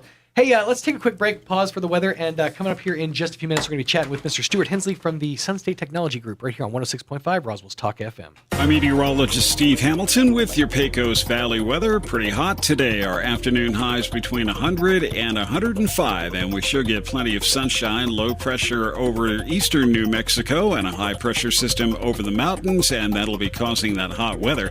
Overnight will be partly cloudy, down to 70. We do have a slim chance of a shower or thunderstorm on Wednesday afternoon. Still hot, though, with our high in the mid to upper 90s. That's your latest forecast. I'm meteorologist Steve Hamilton. J Block for governor. J Block, conservative, veteran, leader. J Block is the only choice to stand up and defeat Michelle Lujan Grisham. Mr. Block is a veteran of combat, serving in Afghanistan, a nuclear commander, and winner of the New Mexico State Republican Convention. As an America First conservative, Mr. Block has turned blue seats red and has never lost a race. Mr. Block will end the madness in Santa Fe once and for all. He's not a weatherman. He's not a rhino. J Block is a conservative, veteran, and a leader. Vote June 7th in the Republican primary. Paid for by Friends for J Block. Oasis Computers has been Roswell's trusted source for home and small business computers for over 30 years, and they continue to be your best resource for computer repairs, operating system upgrades, web root managed, antivirus, special orders, and more. Oasis Computers is now open from 8 to 1, Monday through Friday to better serve you. Service calls by appointments and after-hour appointments are available too. Stop by Oasis Computers at 1703 North Garden or call or text 575-625-9141 for even faster service. If you're like me, you love summer grilling and can't wait to bite into that juicy hamburger. Hi, this is Dr. Sarah Usher, and our team at Carabelli Dental know how important it is that you have strong teeth to confidently bite into your favorite foods. If you're struggling with enjoying your summer activities because of a lost tooth and need a dental implant, or maybe you're looking for a completely new smile, our team is here and ready to make a plan that's right for you. Call us and see how we can help you enjoy your summer cookout. Come see the team at Carabelli Dental in Roswell or call 622-4455. Here's a Mornings with Mike Winters fun fact. The U.S. Treasury once considered producing donut-shaped coins. They instead decided to go with coin-shaped donuts. Here's Mike Winters. And good morning, 14 minutes after 8 o'clock on this Tuesday morning. Joining me on the phone this morning is Mr. Stuart Hensley from the Sun State Technology Group. Mr. Hensley, are you there? Yes, sir. Good morning. Good morning. How are you doing this morning, sir? Doing great. Good to hear it. Good to hear it. Now, I got to tell you, I'm a noob when it comes to all this stuff. When it comes to technology, when it comes to IT, when it comes to any of that stuff. That's why we have an IT department here at 106.5 so that they can handle the tough stuff, the tech stuff, so that I don't have to, so that I kind of come out looking like a superstar. So the fact that you guys are blazing trails in technology, I take my hat off to you. No, it's interesting and ever changing, so it's important to have a team behind you that understands that change and is willing to adapt. So it really is constantly changing, and especially over the last couple of years with technologies changing and everything having to be done online and via Zoom and through things like that. How difficult was it for you as a company to change and to keep up with all those changes? Well, and the interesting part of that is currently we manage about 3,000 endpoints for 160 different companies. Wow. And the big change that we saw was as soon as COVID hit, everybody had to go home and they still had to be productive and work. And that first couple of weeks, I think we set up close to 2,000 virtual private networks so that end users could still get to their office and do work over the internet. So that change is definitely adapted, and it's required a lot more security. And, people didn't realize how bad their internet was till they had to work from home. And, so the industry as a whole has had to upgrade and make a lot of changes since then. So you're absolutely right that we didn't realize until it was all we had that, our internet and our tech was not up to par. You mentioned the virtual private networks and how many that you had to set up. That's something that's been given a lot of attention, especially over the last couple of years. You've been seeing a lot of upstart VPN companies, starting up. And what exactly is a virtual private network? Why is it important? And what benefits does it bring to businesses? Sure. Today, a lot of our applications now are web-based. Traditional servers, we still have that requirement. It's kind of interesting. About 3 years ago, the big term in the market was cloud, and they were trying to shove everything we had into the cloud. The problem we have is a lot of us work in rural environments, and the fact is the internet goes down, and so we still have to be productive. And so the server is still required. And so today we see a lot of hybrid, which means we still have a server in office so that we can communicate and work and be productive when the internet's off. And yet at the same time, those applications that are critical to the business are cloud-based so that we can access them from anywhere. So it's also broadened our hiring abilities now that most employees are able to work from anywhere. We're no longer restricted to just hiring within our regional market. So, and that's something that it comes up all the time. Like I've talked to a friend who, is in the process of changing careers, and they brought up, well, I don't want to have to move to New York to get into this. I'm like, you don't have to anymore. This is this is a new world that we live in. You can do everything you need to do via, the computer, via Zoom, and things like, setting up a VPN, setting up things like that, and companies like Sun State Tech. These are the people that make things like that possible. Correct. And that VPN, I'm sorry, I should have went into more detail, but the VPN itself, it's changed a lot. I mean, Sure. 10 years ago, RDP was the big term, and today that's completely hackable, and so nobody uses RDP. And so VPN was super critical, where we had a security channel, or it actually locked the end user remotely into the server at the office, and through that secure protocol, it allowed them to be able to communicate and transfer data back and forth without worrying about it being stolen or somebody getting in the middle of it. So basically, if you're not protected by a VPN, by a virtual private network, you're basically a sitting duck. You're leaving yourself open, susceptible to anything. Correct? Absolutely. And the other big change we've seen in the industry over the last probably 5 years is Microsoft Office is now gone to 365. A lot of companies used to have an Exchange server in-house, and that's just a moving target on your business. And so it's critical to move that email. It's one of the biggest hackable things that we have is our email. And so it's really important that they move that outside of their internal environment to a secure protocol. And Microsoft's done that. One of the things that they haven't done is back it up. And so it's really important that people understand that Microsoft Office, even though they're using 365 and we're saving data in the cloud now, those things that we work hard on every day, we're saving to OneDrive and Teams and all of that. It's only backed up for 30 days. And so that's one of the products that Sun State provides to our clients is 365 backup. So if something happens, they have an employee that leaves, data is deleted, that data is recoverable whenever and for as long as needed. It's no longer restricted to that 30-day limit that Microsoft has. Basically, you've eliminated the upset employee from pipe bombing the entire place. You're like, oh, that's fine. We'll just go to the backup. No more disgruntled employees. I hope that doesn't happen, but sadly it probably does. So. And that's something that you touched on a few minutes ago is the goalposts are constantly moving. As soon as we come up with a way to blockade ourselves, our business, and keep our information safe, the hackers, the geniuses out there are coming up with instantly coming up with ways to poke holes into that security. So you guys constantly have to be on your game and moving those goalposts to make sure that you're at the top of IT and protection. Absolutely. One of the biggest things that I try and tell companies, the first thing they can do, and the most important, and it's free, is they should have a technology use policy. And a lot of companies don't have that. And it doesn't matter how small they are or how big they are. Every company should have a technology use policy.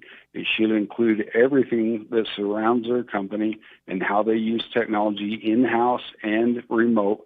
And then they also should review it. And we generally recommend that, 6 months in the minimum annually, they should have their entire management team go through that policy, make sure it still is up to date because of those changing parameters that are always there, and verify that it fits their business, and then they should review it with their employees. One of the biggest changes that we've seen is companies allow BYOD, which is bring your own device to work. Right. And we see a lot of tablets, a lot of iPhones, Android, and they allow them to get on their internet and stream from inside the office and things like that. Sure. And that BYOD should be a line item in that policy, and it should be reviewed. Do we allow them? Yes, we do. Is our internet filtered? That's one of the products that we provide to our companies that we manage is internet filtering. Companies are paying for that internet, so it's super important that they understand what they're allowing. Sure. And it's easily monitored and managed. Absolutely. And that's something that I think that one of the things that Sun State Tech has really succeeded in doing, especially here in Roswell and in southeastern New Mexico, you guys are bringing a lot of issues to light that I don't think employers really have given much thought to. I'm sitting here thinking that I don't think that we have, a policy like that in place, a tech use policy in place. I know that we're a company that brings many of our own devices into the fold, and that's something that I never honestly thought about. So the fact that you guys are out there bringing all this stuff to light, it's been eye-opening for a lot of business owners, and it's also a lot to take on. It's a big undertaking, and it's a breath of fresh air, and it's very refreshing to know that a company like Sunstate is here to kind of take the pressure off so that we don't have to focus on stuff like this. Because I don't know what I'm doing in this field.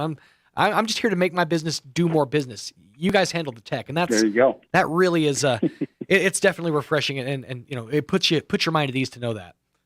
So let's talk about. We appreciate it. Absolutely, let's talk about some of the different tech products or technologies that Sunstate Tech provides. We've already talked about the VPN. What other services do you provide for area businesses to help them stay on top of their game?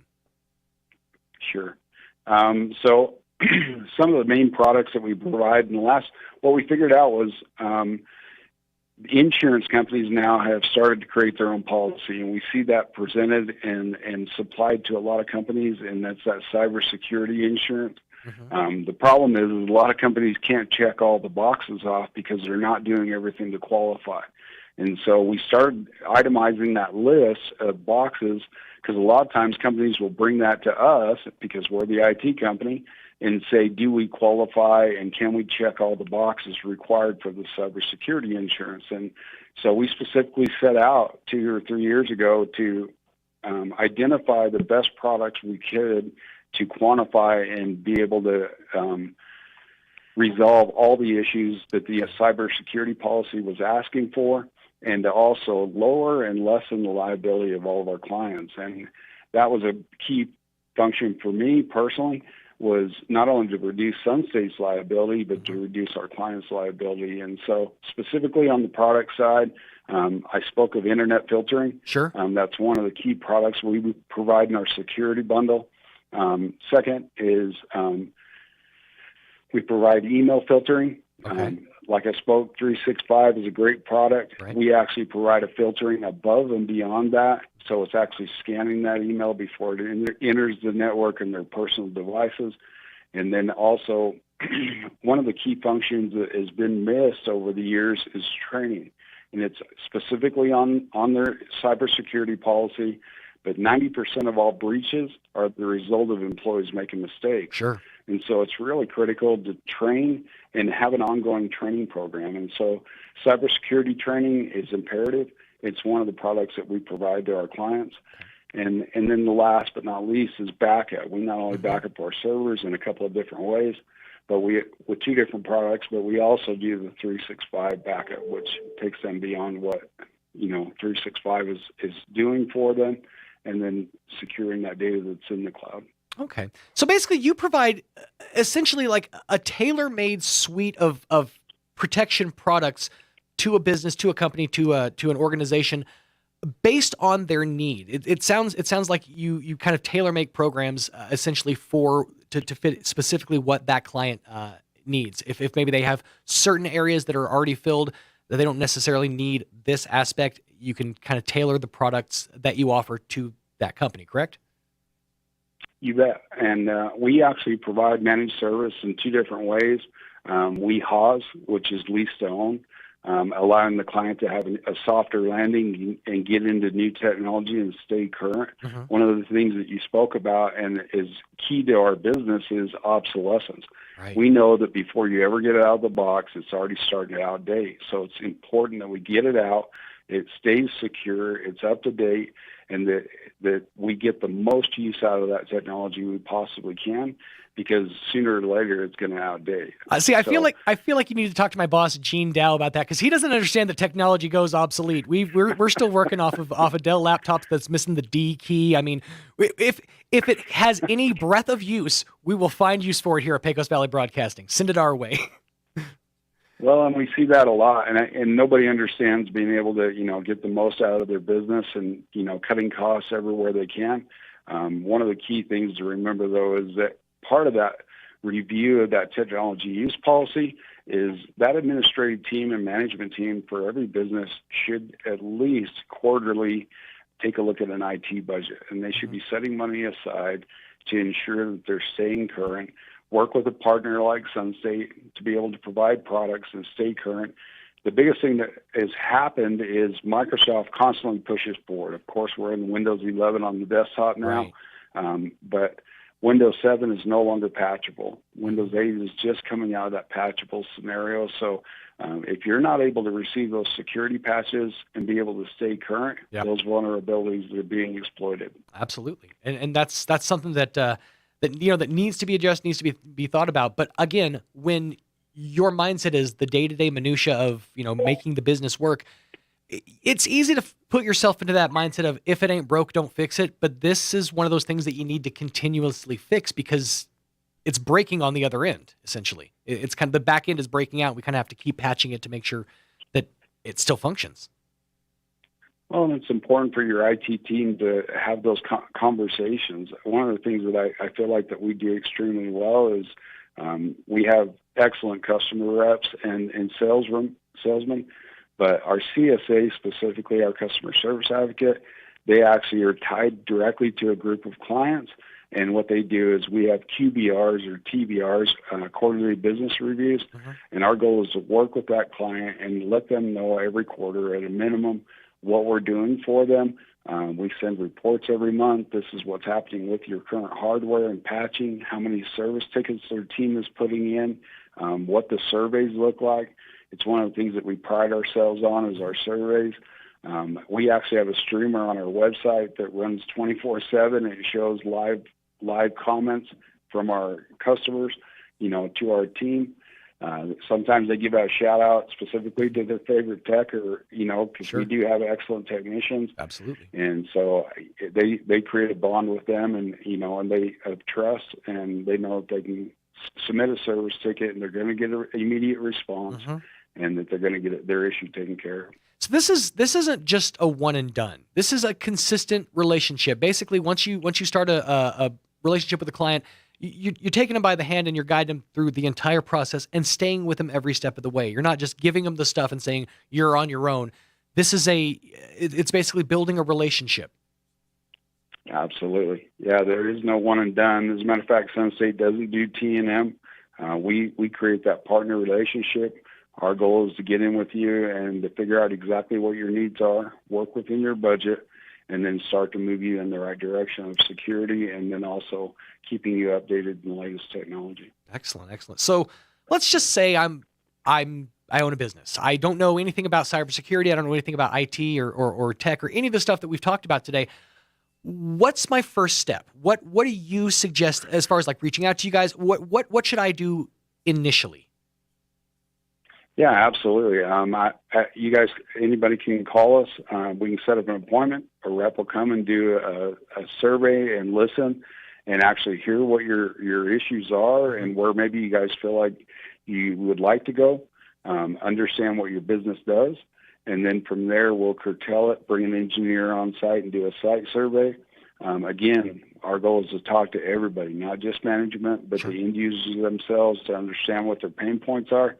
You spoke specifically about your hardware and things like that. Those are things that we would want to know and understand, and then also be able to present the right product and the right solution so that we can create that partnership and move forward.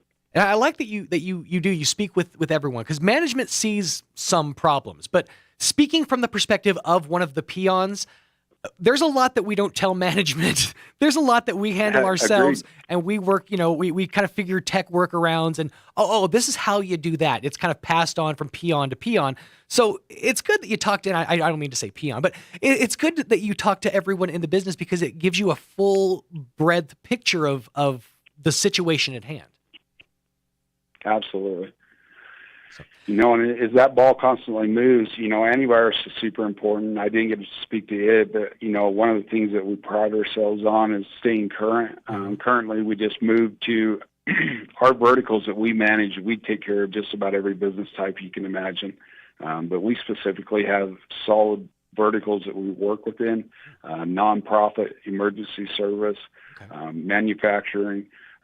We also do a lot of medical, dental, things like that. But we also, just about every other business that you can think of. But one of the biggest things that's changed in our industry also is we don't just use semantic or, one of the flavors of the month that are out there. Right. It's important to have an EDR antivirus, and that EDR is endpoint detection and response. And that's a big change in the industry that's just come about. So if there's a machine that has not just malware on it, but encrypting type virus, this is able to not only lock it in place, but keep it from spreading to the rest of the network. So early detection is critical, but a lot of times it comes in from a thumb drive outside, into the network. We can do a great job of locking down the firewall and the network itself, but we can't stop an end user from bringing that, external drive in from outside. And so a lot of those things get introduced to the network, and that's where that endpoint detection and response comes in from the antivirus. So you guys are like the white blood cells of cyber tech. You surround the threat and you kill it from the outside in. I like that. You guys are keeping the system safe. So again, if folks want more information, if they want just to see what Sun State Tech can do for their business, it's sunstatetech.com, and you guys can set up a free, no obligation tech checkup, and that's coming out, doing a survey, again, talking to everybody, all the employees, and getting a picture of what that company as a whole deals with as far as cybersecurity goes. Correct? Absolutely. 888-368-2024 is our phone number. Say that. Give me that number one more time. 888-368-2024. 2024. There you go. 888-368-2024, or visit sunstatetech.com to get your free, no obligation tech checkup. It's now more important than ever as things start to kind of get back to a sense of, I hate saying back to normal, but as things start to get kind of back to this new place that we're in, it's going to continue changing. The goalposts are going to have to continuously move, and Sun State Tech is on the cusp, on the forefront of all of these changes, and they definitely want to help your business do more business. That's what it's all about. Absolutely. Stuart, thank you so much for your time. We appreciate having you. And again, if folks want more information, it's sunstatetech.com or 1-888-368-2024 for all the info you need to know and for your no obligation tech checkup. Stuart, thank you so much for your time. We appreciate having you on here. Appreciate it. Thank you very much. Keep fighting the good fight for the tech industry. We appreciate your service out there. All right. Thank you. Thanks so much. Once again, Mr. Stuart Hensley from the Sun State Technology Group joining us on the phone. 35 minutes after 8 o'clock. Let's pause and get up to date on some local news. Now for a Pecos Valley news update, I'm Jared Cirillo. The city of Carlsbad is in the process of moving the San Jose Senior Recreation Center to a newly renovated facility at 120 Kircher Street. Carlsbad Mayor Dale Janway is announcing the new facility will be known as the Alejandro Ruiz Senior Center in memory of the Congressional Medal of Honor recipient. Repair work on the tennis courts at Cahoon Park in Roswell is now underway. The courts are scheduled to be closed for 1 week. They should be ready for public use again by June 13th, unless there are unforeseen delays in the repair project. And if you need a ride to your election polling place today in Roswell, the city is offering a bus service for anyone for free. Anyone going to or returning from a voting convenience center will be allowed to ride a bus for free. The buses will not go directly to the voting centers, but they will provide voters with rides to and pick up from regular bus stops near voting centers. You're up to date. I'm Jared Cirillo. Here's a Mornings with Mike Winters fun fact. Due to extreme pressure and weather conditions, it literally rains diamonds on Neptune and Uranus. Stop snickering because I said Uranus. Here's Mike Winters. And good morning, 36 minutes after 8 o'clock on a morning without Mike Winters. Hopefully your Tuesday is off to a fantastic start. Let's get you up to date on that local weather. I'm meteorologist Steve Hamilton with your Pecos Valley weather. Pretty hot today. Our afternoon highs between 100 and 105, and we should get plenty of sunshine. Low pressure over eastern New Mexico and a high pressure system over the mountains, and that'll be causing that hot weather.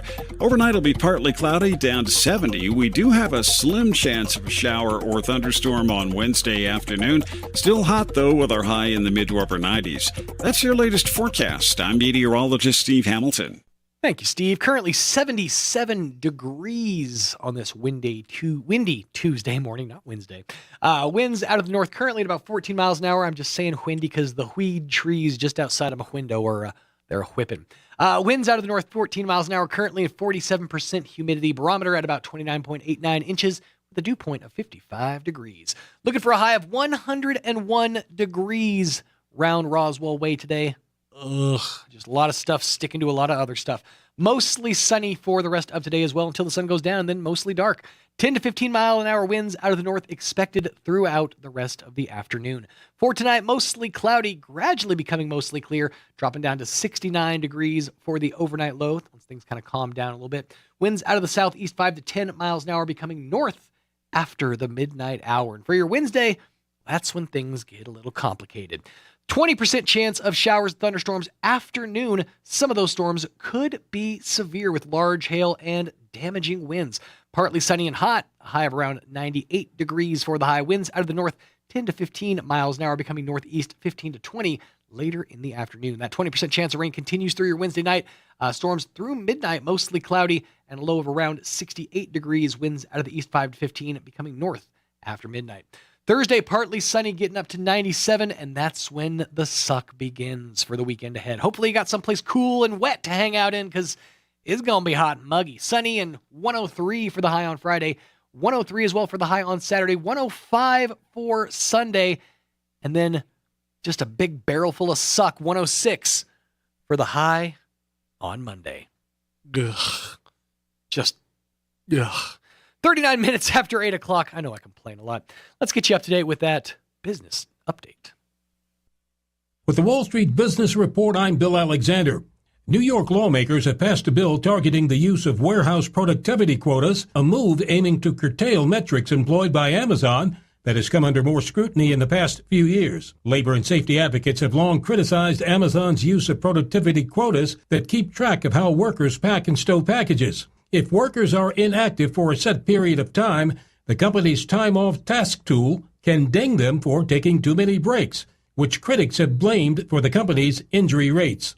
The FBI in North Carolina is warning businesses in 8 states about a scheme in which people are using stolen credit card numbers to make large purchases by telephone. Once a purchase was made over the phone, items are picked up by drivers and taken to other states for resale. In many cases, the drivers were hired through online job sites and paid using third-party cash applications.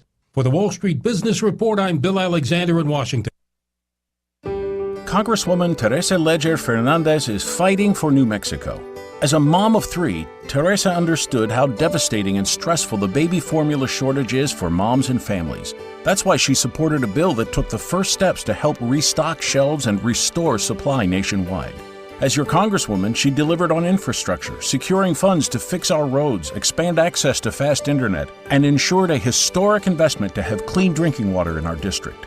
As your representative, she spoke up for businesses affected by the wildfires in our state and demanded compensation for the damages. As our independent voice in Congress, she worked to bring jobs to our district and will continue to fight for better education for our children and more access to health insurance for working families. On June 7, vote for Teresa Leger Fernandez for U.S. Congress. America United is responsible for the content of this advertising, paid for by America United, AmericaUnitedForAll.com, and not authorized by any candidate or candidates committee. Buying a sewing machine from a big box store or online might seem like a bargain, but in this case, you really do get what you pay for. Just the machine. No lessons, no help with figuring out why it isn't working the way you expect, and no one close to fix it. Buying locally from an authorized retailer may cost a little more, but in the end, it will save you time, money, and aggravation. Come see me, Chris Ann, at So Easy Sewing, 200 East College Boulevard in Roswell, and let me show you why it pays to shop local. So Easy Sewing. You've never had it so easy.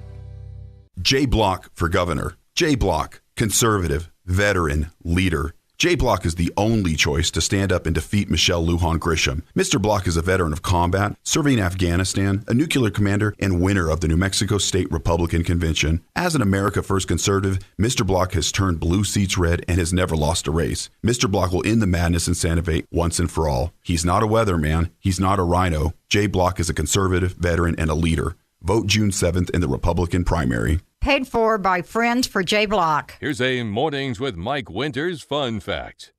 The catfish has over 27,000 taste buds. Do you think they prefer fried or blackened? Here's Mike Winters. The answer is fried, with a side of hush puppies. 18 minutes away from 9 o'clock on your Tuesday morning. Sean Smalls filling in for Mixmaster Mike Winters on this here Tuesday morning. He should be back inside your radios, barring any kind of serious intestinal distress, tomorrow morning. Hey, just a reminder, if you missed any portion of today's program and you want to go back and relive it, well, you can do just that in its entirety at ksvptv.com. Just click on the Mornings with Mike Winters tab, and there you'll be treated to the show in its entirety. I personally recommend enjoying the show that way, because that's really where you get the best little snippets of me and Mike and our witty banter, and sometimes me having a random banana in my pocket. That's the moments that really make this show something fun to listen to. Yeah, you can enjoy the interviews, and those are always absolutely fun and informative, and you can enjoy those over on our Facebook page, as well as our YouTube, or through any of our socials via KSVP TV. But, of course, after this morning's show, Young Hard R, our wizard on the video screens, the ones and the twos over there, he takes the interviews we do up and cuts them up piecemeal and serves them up a la carte over on our Facebook page. Just head to Facebook and search for 106.5 Roswell's Talk FM. That's where you can find any of the interviews that Mixmaster Mike has done, or any of the ones from today. In case you missed it in the 7 o'clock hour, sat down, chatted, had a great conversation with Mr. Robert Sherman from the Walker Aviation Museum, chatting all about all sorts of great history, as well as heading into the summertime season and keeping STEM active with the fine folks over there at the Walker Aviation Museum. Here just a few minutes ago, we chatted with Mr. Stuart Hensley from the Sun State Technology Group.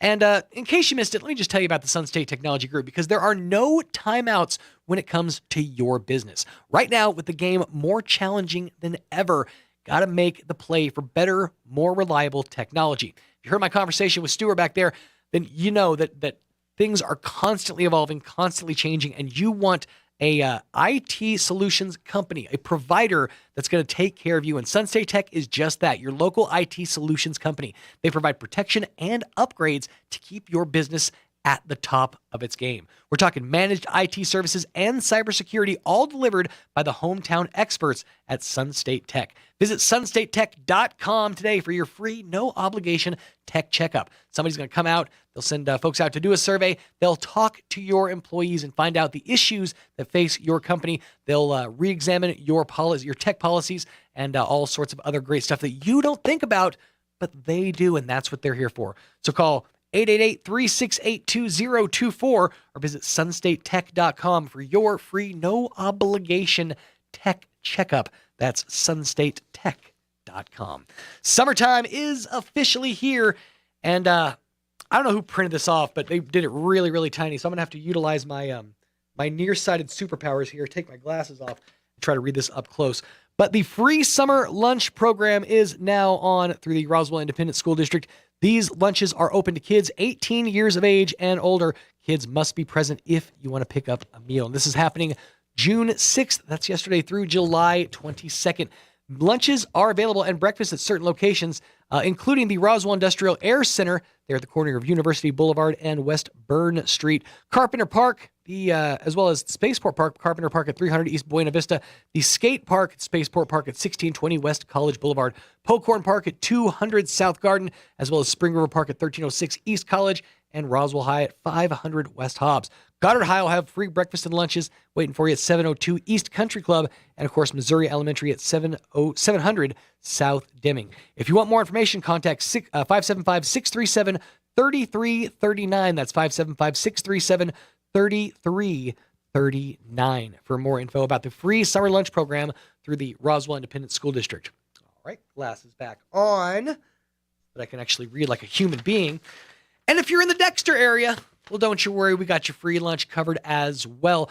Dexter High School is going to have grab-and-go breakfast there at 100 North Lincoln from 8:30 to 9:30, and at the high school for grab-and-go lunch from 11 to noon.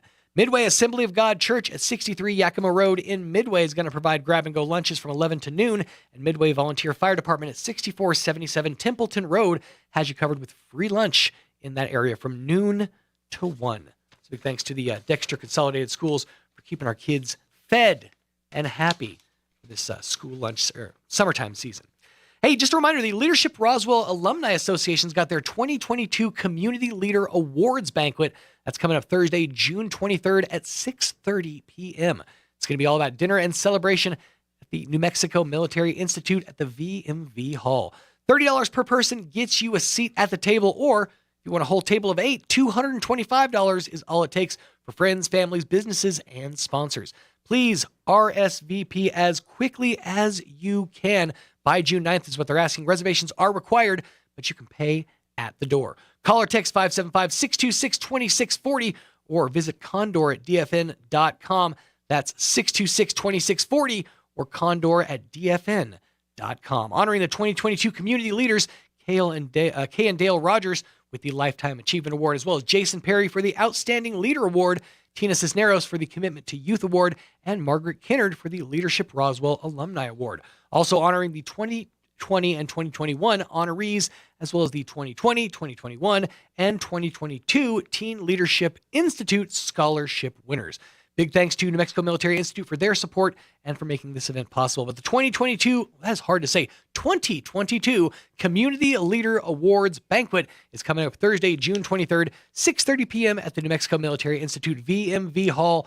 Make sure to RSVP as soon as possible by calling 575-626-2640 or emailing condor@dfn.com.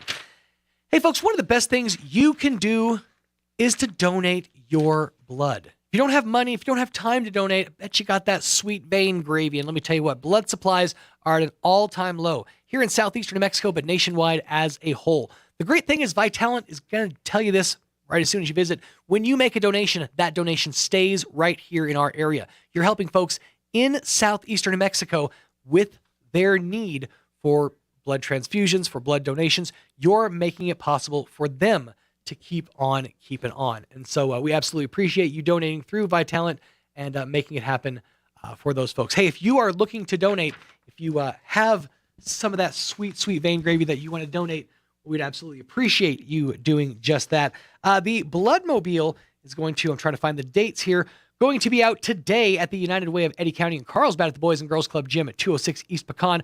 But this Friday, June 10th, they're going to be at the Hope Center Fellowship Hall right here in Roswell from 11 a.m. to 3 p.m. And then on the 11th, they're going to be back in Carlsbad at Cavern Fest. But they'll be at the Roswell Community Office at Vitalant here in Roswell from 1:30 to 5 p.m. on Tuesday, June 14th. At the Vitalant office as well on Thursday, June 16th, and the Historical Society for Southeastern New Mexico coming up Tuesday, June 21st. If you want to make a donation to Vitalant and help somebody right here in our area, you can do just that. Vitalant would absolutely appreciate any and all donations you can make. Visit vitalant.org for more info about making a donation and saving a life, thanks to the fine folks at Vitalant. So I'm strolling along on this the show prep website that we use, and I stumbled on something that struck me as kind of odd. And Tanner, if you want to jump on in here and chat with me a little bit, you can. We work, in radio, in the industry of radio, and obviously in video production. We don't work a normal 40-hour work week. We don't do as a former boss of mine said, we don't do the 8 and skate, right? We put our hours in. We definitely put in the work. Yeah? Oh, yeah. I mean, we put the hours in for sure. We're never not busy. No, we were constantly on the move, constantly working. But I bring this up to bring up this. So over in the UK, apparently they just launched the world's biggest 4-day work week pilot program. Yeah. So check this out. Basically, it doesn't even involve pulling longer days on the 4 days. You're working your normal business hours just on 4 days. Now, the experiment is going to last 6 months. It involves 3,300 workers spanning 70 companies, ranging from banks to fish and chip restaurants. Again, this is the UK.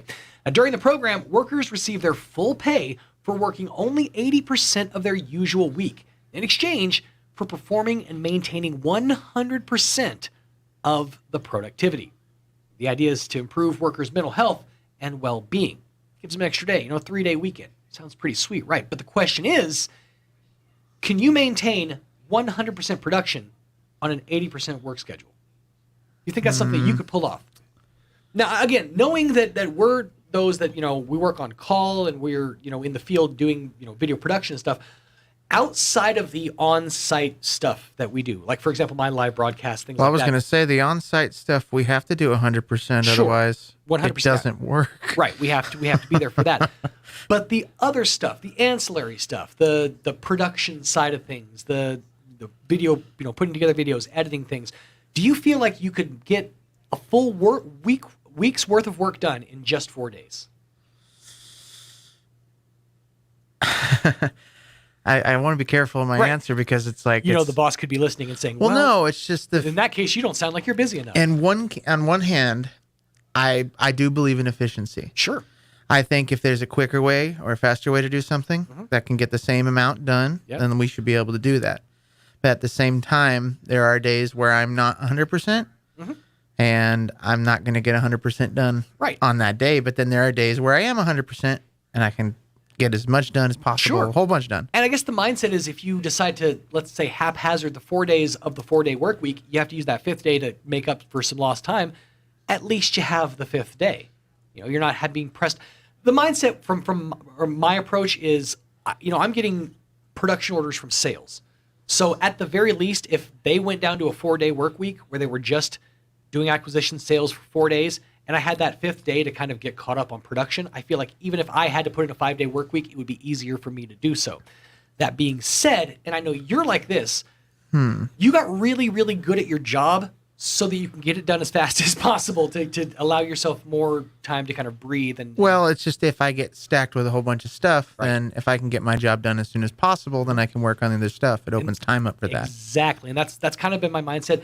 But it also sort of, it sets a bar. I've noticed I've done this too because I'm like, I'm really good at my job. So in as far as commercial, and that's a real pat on my back, but there should be an incentive for that. As far as commercial production goes, I get them done real quick. The problem is sales department understands that Sean's going to get them done real quick, and they're just going to keep stacking them up. So I sort of set myself up for my own failure, like, put the stick into my own spokes, so to speak. But I'm wondering if I could pull off an actual, like getting 80 hour or 40 hours worth of week done on 32 hours of work. Well, okay. Let's raise the idea then. Sure. Do you think the per hour model is outdated? Based on, as far as like, do you think paid per hour? That there should be a better model for pay based on efficiency versus hourly? Here's where we're going to get in trouble because I personally think that the salary model is outdated. I feel like a lot of the attention, a lot of the focus, and a lot of the approach has been given to hourly wages, to the shift workers. And as well it should be, because that's definitely an area that's been largely ignored for the last decade to 2 decades. The minimum wage, hourly wages, and a livable wage. But at the same time, not a lot of focus or attention has been put on salaried workers. And I feel like that model itself needs to kind of be overhauled a little bit. Well, I mean, I think at least with salary, you get paid a certain amount, correct? Sure. So then whatever time you put in, whether it's the least or the most, it doesn't really make a difference. On a week like this week, that's fine. I'm not overwhelmed. I'm not overbeared, overboard or whatever.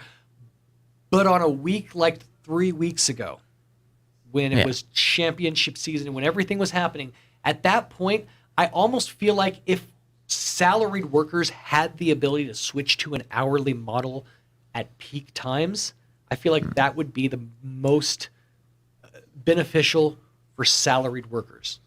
Like as far as benefits for employees that are salaried. But that's what I'm saying is that I think that if you're an hourly worker, if it was per thing that you did, right? Like I think if I remember right, the mail, the people who deliver our mail, right? FedEx. I don't know if that's FedEx or USPS, whoever it is. USPS mostly. USPS, sorry. Right. It gets mixed up in my head for some reason. Sure. They get paid by how quickly they do it. Right.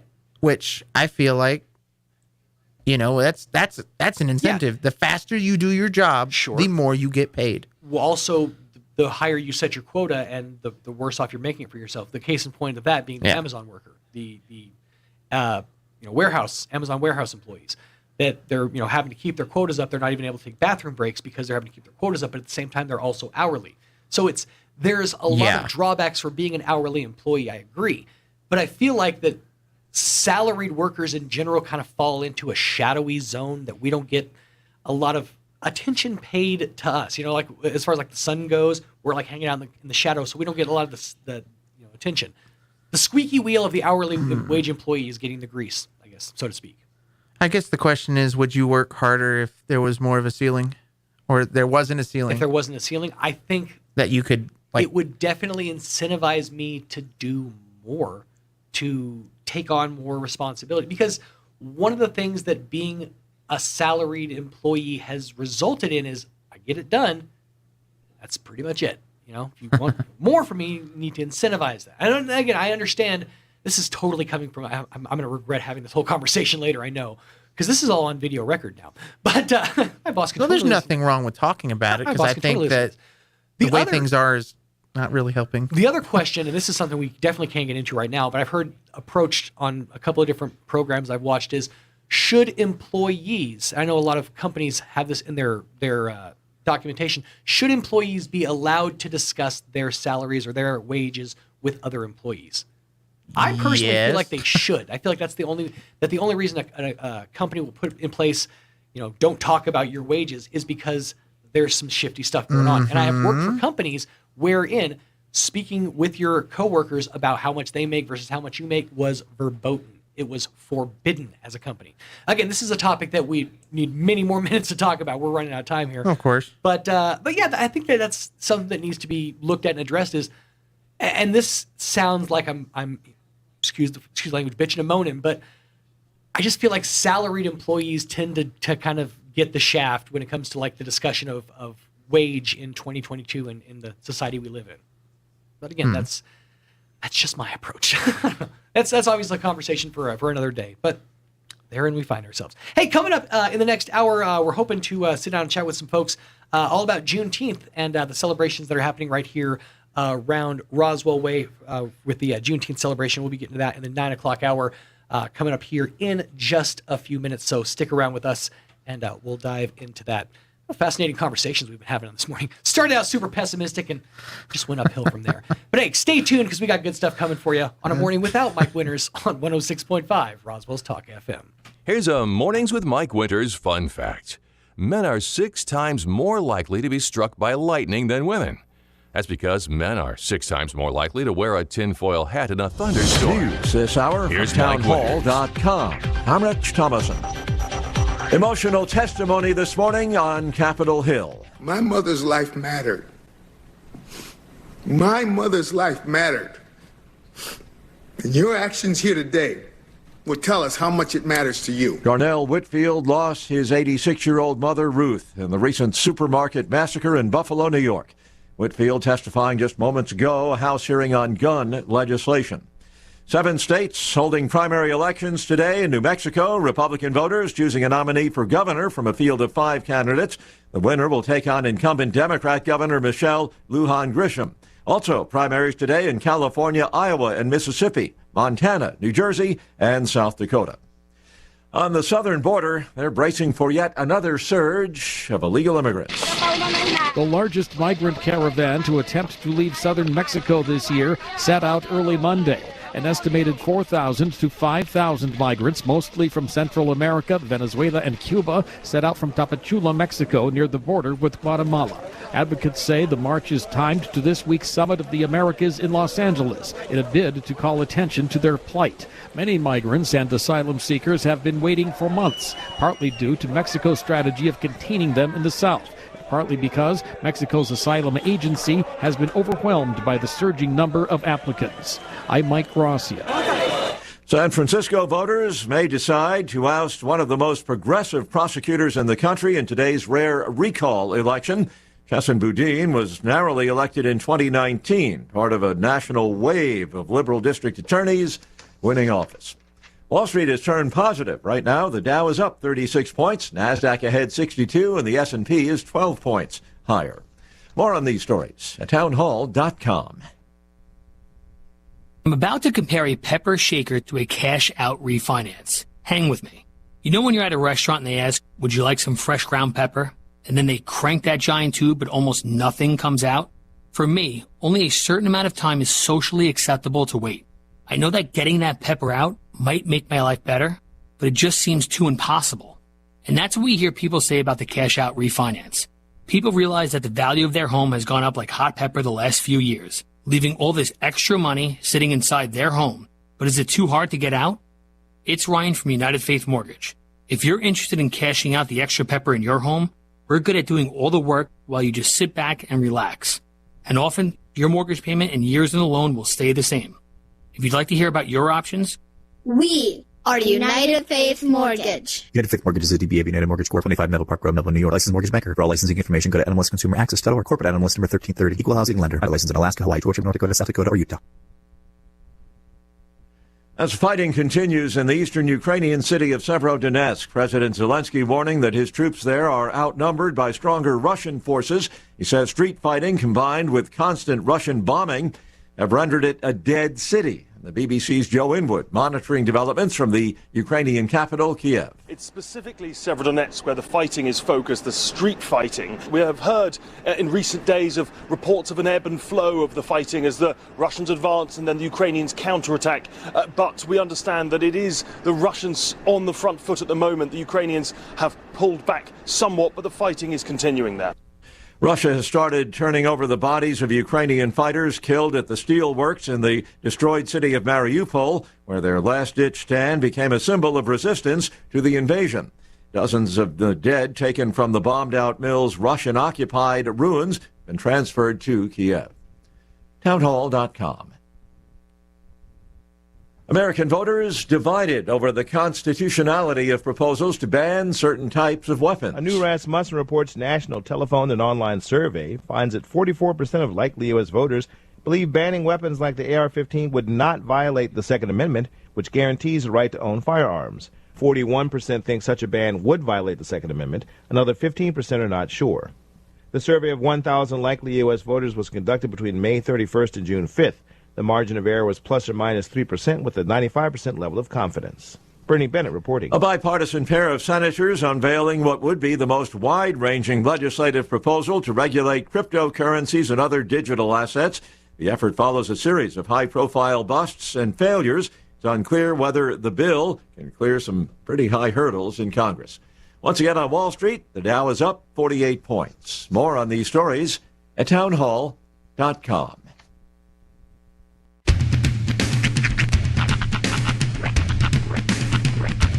What in the wide, wide world of sports is going on here?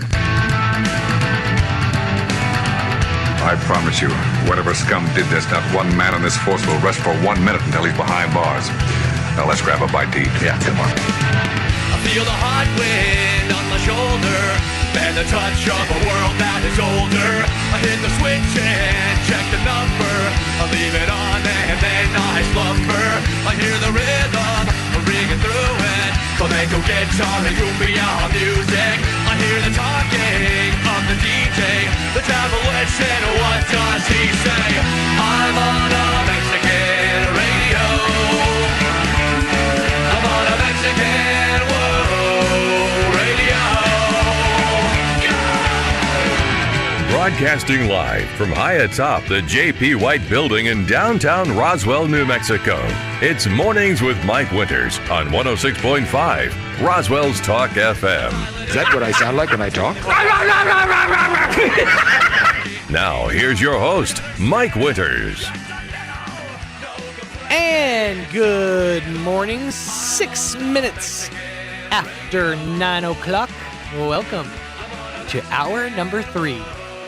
Trace Inviernos of a Morning Without Mike Winters on 106.5 Roswell's Talk FM. I'm normally the Trace Inviernos guy anyway, so No. Trace Inviernos. All right, fair enough. He was working on that trill. He has to show it off. I get it. Absolutely. Keep it up. That was sexy right there. Morning Without Mike Winters on 106.5 Roswell's Talk FM. Happy Tuesday. Welcome to the second day of the rest of your life. Hopefully your Tuesday is off to a great start. Hey, real quickly, I got to give a happy birthday to one KC Coggins. That's right, our superstar head of IT, Mr. KC, He's having a birthday today. I believe he's 35 years young today. So if you see Casey out there in the streets, let him know that we see you, and we hope he has a very happy birthday. So big shout out to Mr. Casey for another trip around the sun. Coming up this hour, we got plenty to get to. Going to be sitting down chatting with John LeMay from the Historical Society for Southeastern New Mexico. I believe we're going to be talking about Juneteenth. I could be wrong on that, but either way, he's a breadth of just all sorts of historical information. So we'll chit-chat with John about all sorts of stuff there. What do you got for me, Tanner? Apparently there's a book fair. Oh! I don't know if it's on Juneteenth. Okay. It'd be interesting if it was. Sure would. I would still bring up Juneteenth. But we'll talk just to see what you think. We're going to talk about the book fair. Fantastic. And his book. Absolutely. Bear in mind, folks, I didn't know I was going to be doing this show until about 3 hours ago, so I didn't exactly have a chance to prepare. All I had for notes this morning was, it just said, Juneteenth. Like, yes, that's a thing. It is, in fact, a thing. But we're going to be chit-chatting with Mr. John LeMay about the Historical Society for Southeastern New Mexico Book Fair, how you can get your hands on a historical tome or two just in time for the summertime season. We'll dive into that coming up here in just a few minutes on this here Tuesday morning. Once again, if you are looking to get caught up on all the goings-on here at 106.5 Roswell's Talk FM, a great place to find us is over on our Facebook page. Just head to Facebook, search for 106.5 Roswell's Talk FM. We've got all of the info that you need to know there, including snippets of our interviews that Tanner has pieced up for us, one at a time. So head over to Facebook, search for 106.5 Roswell's Talk FM. And if you're a glutton for long-form talk and you just want more of it, well, head to our website, our little place in cyberspace, ksvptv.com. There you can click on the Mornings with Mike Winters tab and be treated to, Mike Winters handling it, or Sean Smalls sitting in the captain's chair, just struggling.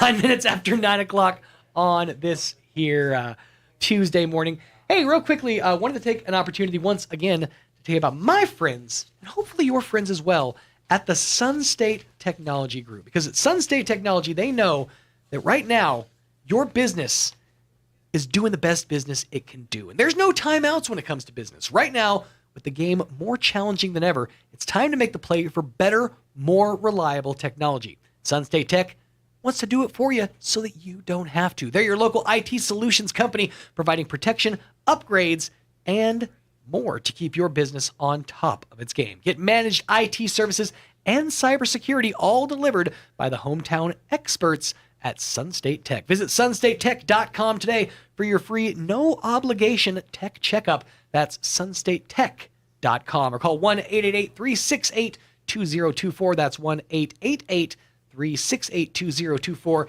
to get more info on how Sun State Technology Group can help your business do the best business. 10 minutes after 9 o'clock on your Tuesday morning, let's get you up to date with that weather. I'm meteorologist Steve Hamilton with your Pecos Valley weather. Pretty hot today. Our afternoon highs between 100 and 105, and we sure get plenty of sunshine. Low pressure over eastern New Mexico and a high pressure system over the mountains, and that'll be causing that hot weather. Overnight it'll be partly cloudy, down to 70. We do have a slim chance of a shower or thunderstorm on Wednesday afternoon. Still hot, though, with our high in the mid to upper 90s.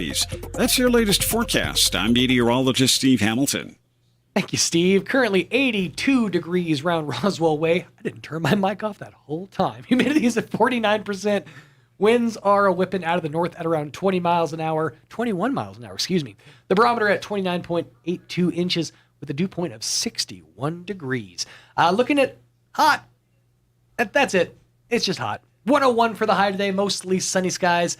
Wind's going to be a whipping, hopefully calming down just a little bit, 10 to 15 miles an hour, becoming southeast later in the afternoon. For tonight, mostly cloudy, gradually becoming mostly clear, getting up to about 69 degrees for the high. Winds out of the southeast, 5 to 10 miles an hour, becoming north after the midnight hour.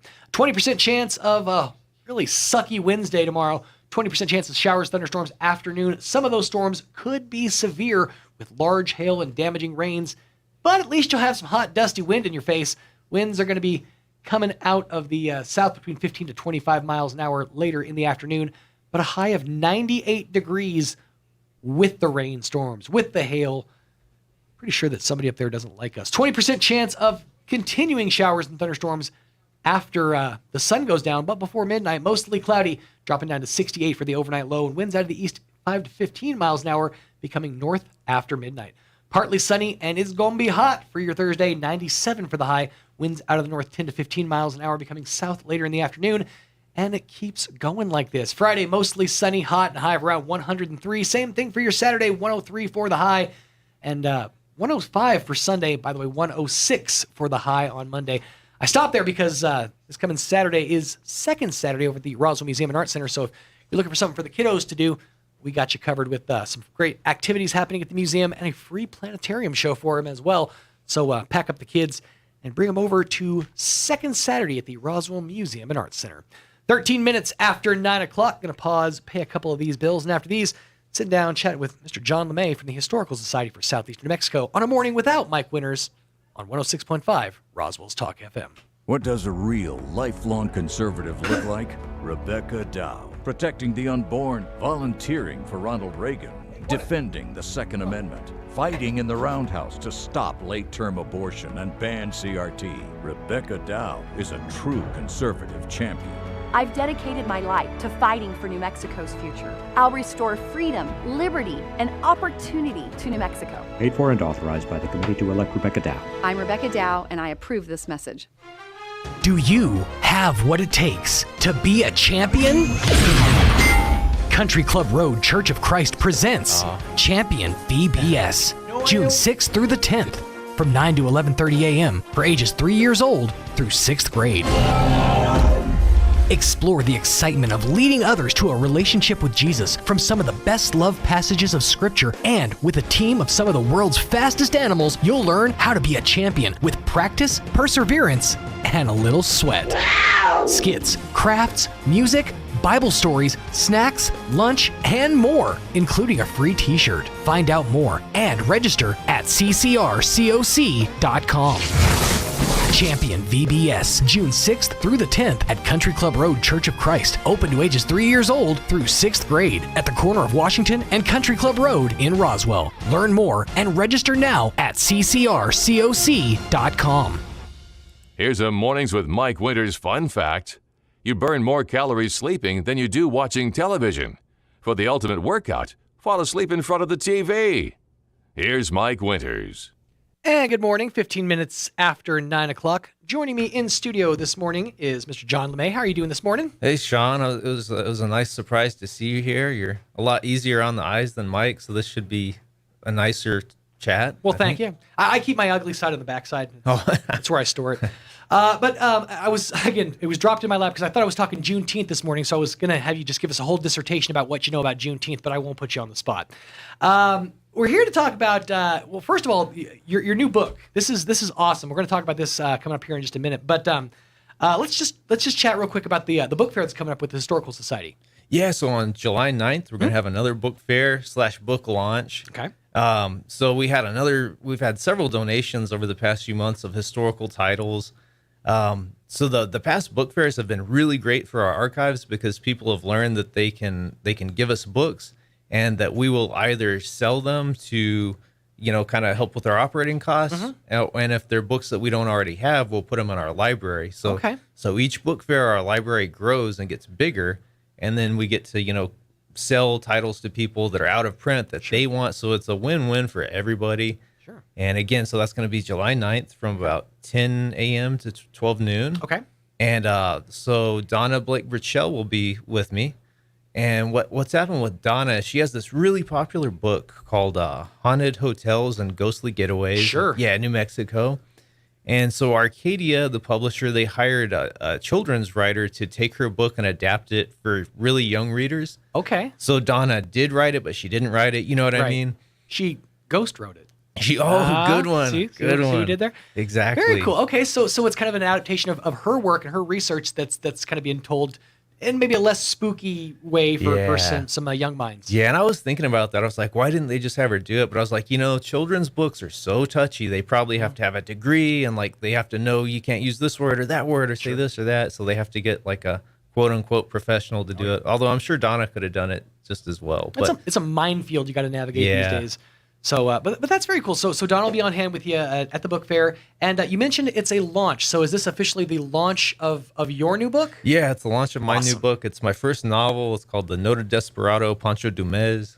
A lot of people say Dumes, but you got to say it like Ricardo Montalban with a Z. Dumes. Dumes, yes. Yeah. The Noted Desperado, Pancho Dumes. Very, very cool. So this is your first novel. Yeah, and it's in a way it's my first book ever. Okay. I mean, it's only now getting published, but so I did my first Arcadia book back in 2008 when I was 22, but I started writing that book 3 years before that when I was 19. You know, and I'm 36 now, so that's like almost half my life. I've been working on it off and on. Okay. It's one of those things where I would think I finished it. I'd have like a working draft, and then I'd put it away for a little while. I'd reread it, and I'd be like, no, that's terrible. So then I'd redo it, and I mean, it's basically always been the same concept, but just refined over many, many years. So okay, so tell us a little bit about the story. So the story, okay, for adult readers, what I would liken it to is if anybody's ever read Clive Cussler's Dirt Pit series. Okay. Where, he'll take a historical event that was, it's a real historical event, but then he'll weave a fictional narrative around it. Sure. Like most people probably know, if anything, they know the movie Sahara with Matthew McConaughey. Right. With I can't think of the other actor's name. But yeah, Steve Zahn. Steve Zahn, that's the one. Yeah. Yep. So Clive Cussler took the real story of a missing Civil War battleship and how it disappeared, and he found a way for it to get all the way into the Sahara Desert in Africa and made a really interesting story out of something that might have happened. Well, in my case, what intrigued me was the story of Billy the Kid's stolen tombstone. Okay. Yeah, and this is really what happened. This is the real historical facts. Right. So, in 1950, everybody has heard about this guy, Brushy Bill Roberts. He pops up. He claims that he's Billy the Kid. He wants to have a meeting with the current New Mexico governor to get the pardon he felt he deserved way back in the 1870s. Right. And so on his tour of New Mexico, he goes through Fort Sumner and he looks at his grave where he says, I'm here, I'm alive. That grave's got an imposter in it. But what's really interesting is about a month later, that tombstone was stolen. And I should clarify for people, I'm not talking about the big giant headstone that has like the 3 names on it, because there's one for all 3. This is a little footstone. Okay. At the bottom, it's a lot smaller. Because obviously, I mean, you can't imagine somebody lifting that big headstone. Right. So it's at least a team lift at best. Yeah. So we're talking about the little footstone. Okay. It's kind of got a rectangular top. It's really cool. It's got 21 bullets on it. Really cool little footstone. But it was stolen like right after his visit in 1950, within a month. And what really tops it off is it was found 26 years later, so 1976 in Granbury, Texas. And what's intriguing about Granbury is it's very near where Brushy Bill lived and died. Really? And not only that, also living in Granbury was a guy who claimed he was Jesse James, named J. Frank Dalton.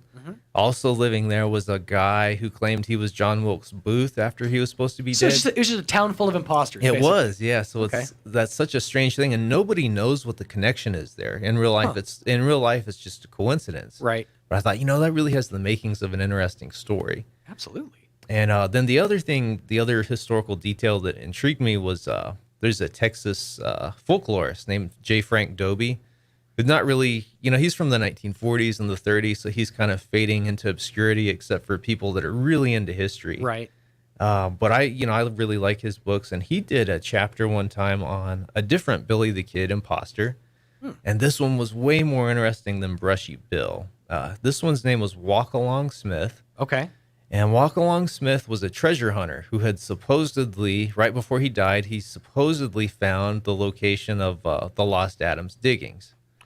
Huh. And the Lost Adams, is basically New Mexico's most famous treasure story. It's a classic Western. Right. Took place 1860s. These miners all found a hidden canyon of gold.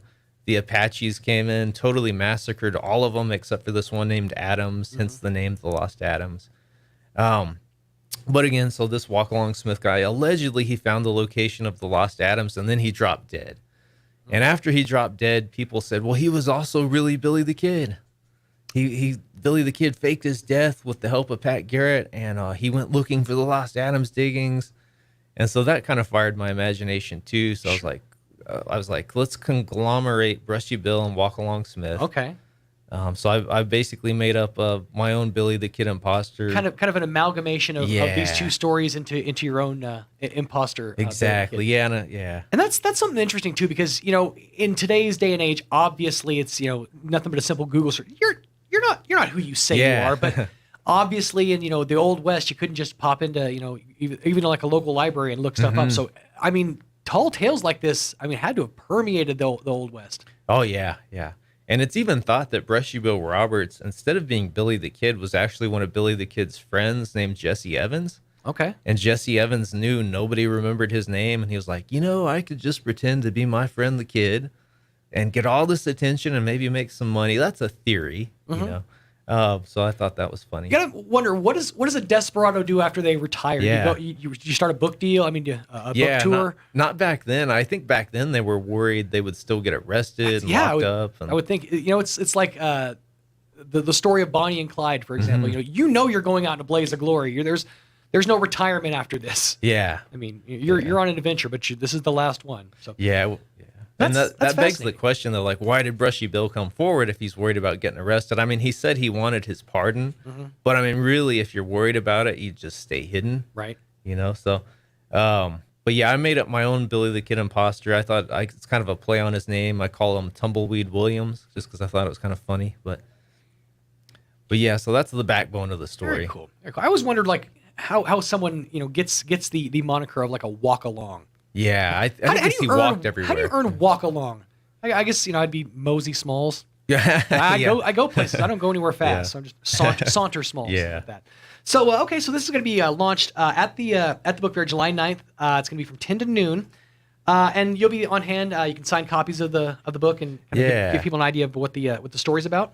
Yeah, so the book is set in 1976 when the tombstone is actually returned to Fort Sumner. Okay. And the way I manipulated the story is that the tombstone is a clue in finding the lost Adams diggings, and that's why they have to steal it.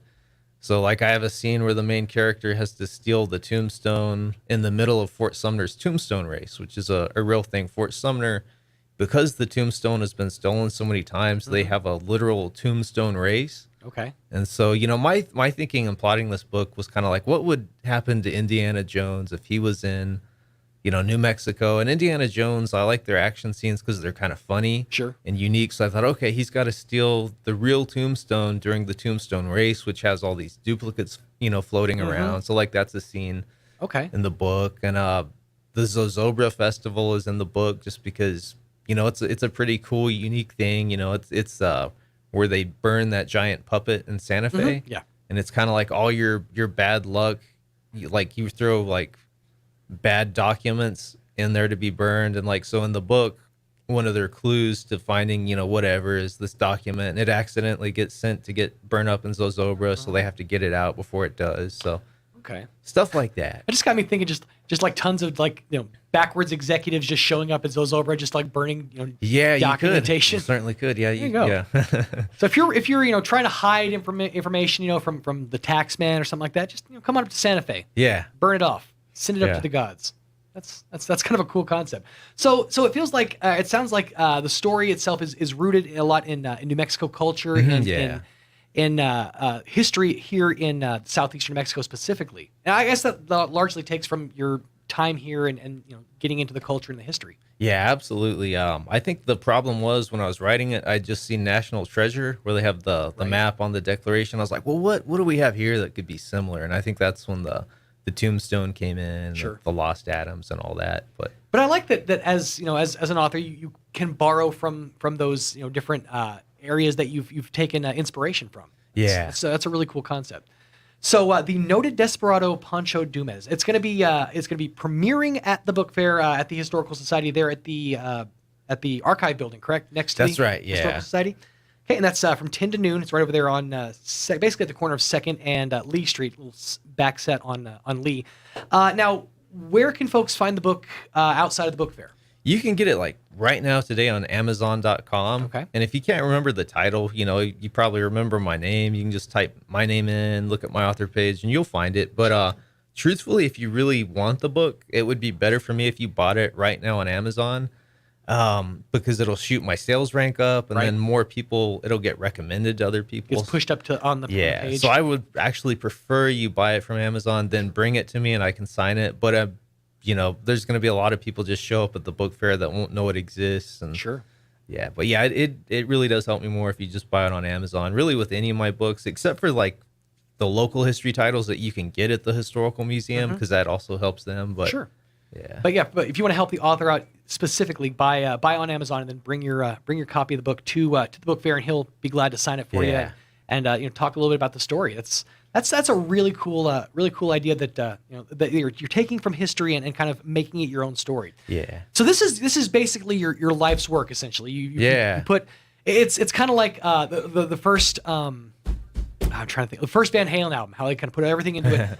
So where's album number 2? What do you got? Yeah. What do you got in the canon next? What's coming from the John LeMay canon? Well, so, you know, like I said, I started that book when I was 19. Sure. I'm 36 now. I always had a lot of trouble with that first book, but I liked the characters, so I would always come up with more ideas for them. Okay. And I've come up with so many ideas. I think I'll do 21 books because, you know, there's that association with Billy the Kid and the number 21. Sure.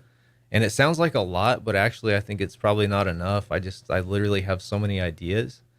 Now, is this a story that number one needs or requires continuation, and also is it one that you want to continue as far as like the characters and kind of the story, the setting, the universe itself? Yeah, it's something that I want to continue, but it's not like the Marvel stuff where they're kind of different and you have to, you know, read them to understand them. I mean, there's nothing you need to read before this one to understand it. It's like a Poirot almost. Like each story is it's self-sustaining and it tells a story, but knowing the characters and the backstory, it kind of makes it a more rich experience. Yeah, and like my idea is to do trilogies, to do 7 trilogies, you know, which will make 21 total. Sure. But what's going to make them unique is instead of going forwards, they're going to go backwards. So like my second book is set in 1950 when the tombstone actually gets stolen. Okay. And you'll learn everything the characters talked about in 1976 didn't really happen that way, because that's how history is. We talk about it, and it's then handed down and changed as it goes. The telephone game, basically. Yeah. Okay, so it's almost like a prequel, but also kind of reestablishing the history of what happened. Yeah, and then like the final book in that particular trilogy will be in 1881, and you'll see like, did Billy the Kid really die? What happened when he found the Adams diggings? All that stuff. That's the actual like the culmination of the whole story. Yeah. Of all these imposters kind of coming into the fold. Yeah. Very, very cool.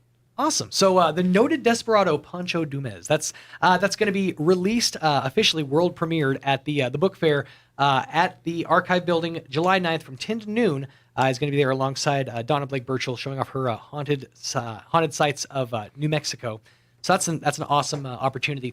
But again, folks, if you're cleaning out your closets, you just wrapped up spring cleaning, you came across a few books that maybe the book or the Historical Society's never seen before. Maybe it's something from your family's history. Bring it down and put it in the archives. Maybe put it up for sale.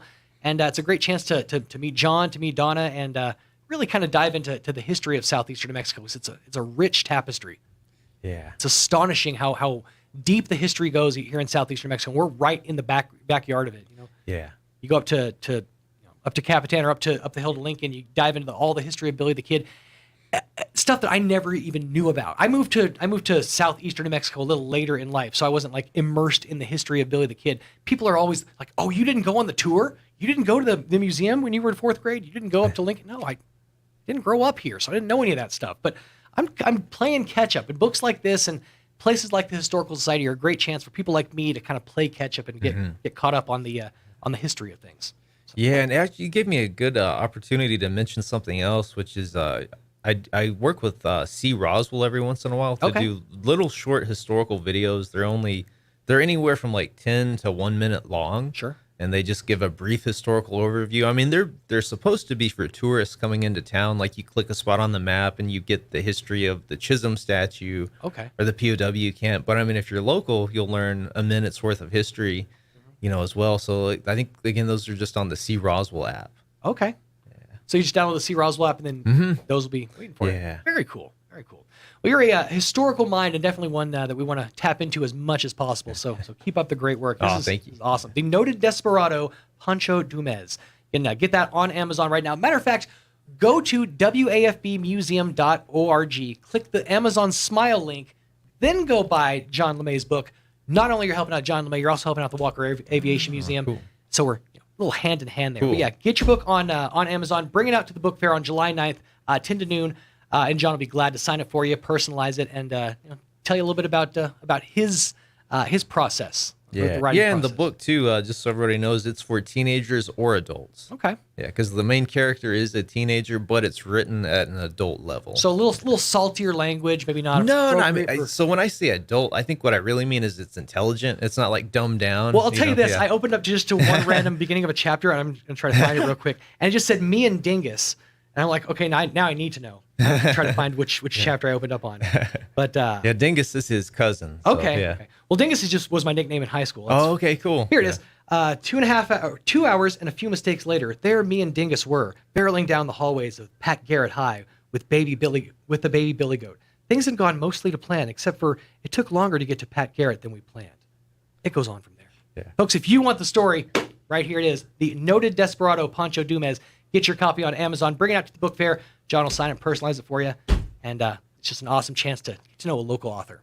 Yeah, John, thank you so much for your time. We appreciate having you. Enjoyed it. Keep it up, man. 21's I will. That's a high bar to set, but if anybody can do it, I think you got it in. I've already written 36, so 21 more shouldn't be too bad. Yeah, and I'm also thoroughly depressed at the fact that you're a well-written author. You have so many different books under your belt, and in this interview, I learned that you're a year younger than me. So I'm going to go over to the other room and cry for a minute. That's depressing. What have I done with my life? John, thank you so much for your time. Thanks, Sean. We appreciate having you here, and keep up the good work. Thanks again. 34 minutes after 9 o'clock on this Tuesday morning. Let's get you up to date with some local news. Now for a Pecos Valley news update, I'm Jared Cirillo. The city of Carlsbad is in the process of moving the San Jose Senior Recreation Center to a newly renovated facility at 120 Kircher Street. Carlsbad Mayor Dale Janway is announcing the new facility will be known as the Alejandro Ruiz Senior Center in memory of the Congressional Medal of Honor recipient. Repair work on the tennis courts at Cahoon Park in Roswell is now underway. The courts are scheduled to be closed for 1 week. They should be ready for public use again by June 13th, unless there are unforeseen delays in the repair project. And if you need a ride to your election polling place today in Roswell, the city is offering a bus service for anyone for free. Anyone going to or returning from a voting convenience center will be allowed to ride a bus for free. The buses will not go directly to the voting centers, but they will provide voters with rides to and pick up from regular bus stops near voting centers. You're up to date. I'm Jared Cirillo. Waking up on the right side. This is the Sean Hannity Morning Minute. You know, Biden is livid that he's being portrayed so badly in the media, so he's going to do a tough, hard-hitting interview with Jimmy Kimmel. Biden's press office is plagued by negative coverage and messaging gaffes. As the media signals the honeymoon is over, even the media recognizes this guy is weak and frail, and everything I've been saying, they're not going to go on the air and say, man, Hannity saw this before anybody else. All they had to do was open their eyes and look. You don't have to be a genius. You don't need to go to Harvard or MIT to figure out this guy's weak and frail and a cognitive mess. And now, you know, the Biden family syndicate, they already rewarded Putin with Nord Stream 2. Now they're talking about relaxing China's tariffs to ease inflation. That's another dumb idea. From coast to coast, from sea to shining sea, it's the Sean Hannity Show. War, inflation, and $30 trillion in debt. It's looking like 2008 all over again. Hey everybody, it's Linda from the Sean Hannity Show. And millions of Americans watch their retirement savings disappear, while those who invested in physical gold and silver were protected. And if you have $50,000 or more in your IRA, your 401k, or savings, you could be at risk again. Right now, thousands of Americans are using an IRS loophole to add physical gold and silver to their retirement savings. So call 855-815-GOLD, that's GOLD, to get a free gold IRA kit and learn how thousands are protecting their retirement savings and adding $10,000 or more in free silver to do it.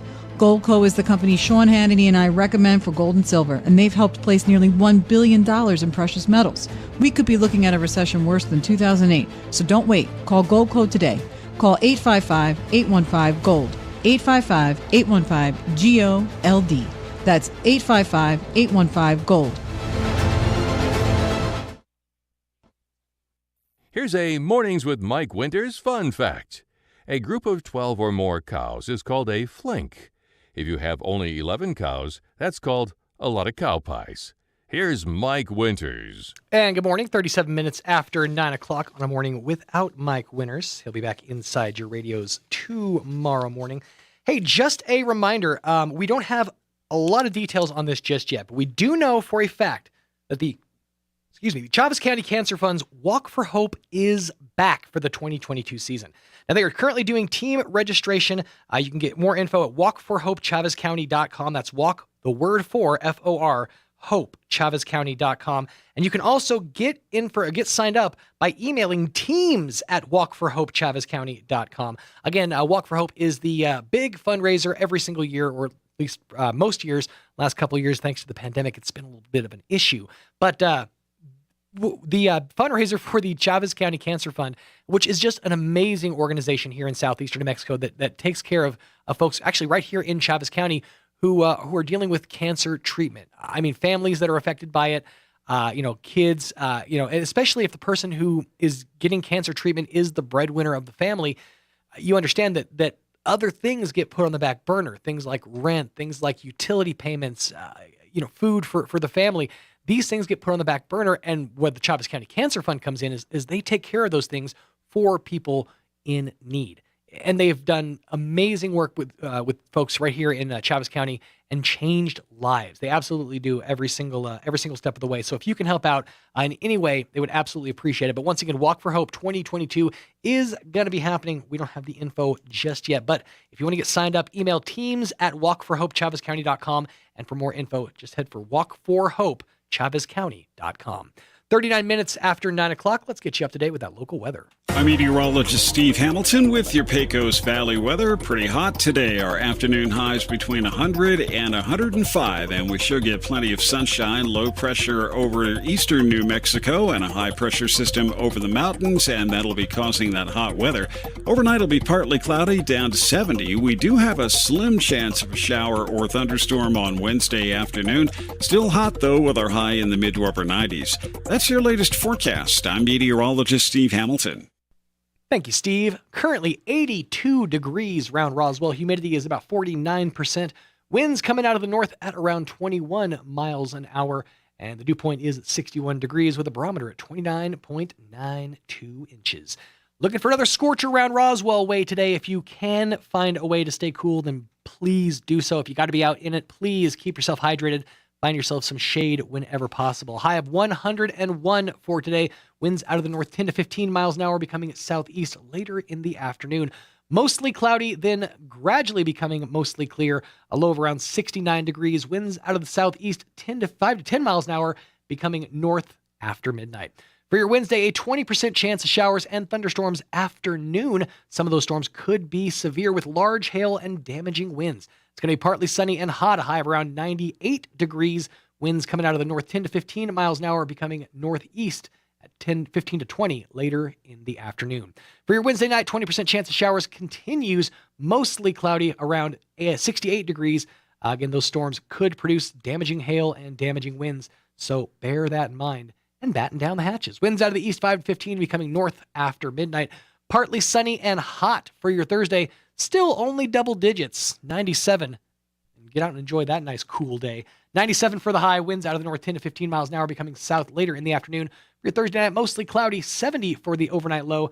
And for your finally Friday, 103 for the high under mostly sunny skies. 103 for your Saturday as well, 105 for Sunday, and a hellacious 106 degrees. I don't know why 1 degree makes all the difference, but it really does. 106 degrees for your high on Monday. 19 minutes away from 10 o'clock. Let's pause, get you up to date with your Wall Street business news, and pay a couple of these bills. We'll be back on the other side of these on a morning without Mike Winters. With the Wall Street Business Report, I'm Rich Thomason. Following yesterday's modest gains, Wall Street gave it all back and then some this morning. The key averages opened sharply lower amid concerns in the market about a deepening U.S. economic slowdown and possibly even a recession. The bidding war for Spirit Airlines heating up.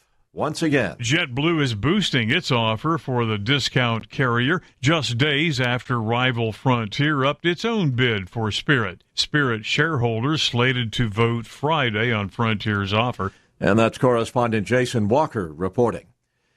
Retailer Target is canceling orders from its suppliers, especially for home goods and clothing. Target also cutting prices further to clear out amassed inventory ahead of the crucial fall and holiday shopping seasons. For the Wall Street Business Report, I'm Rich Thomason.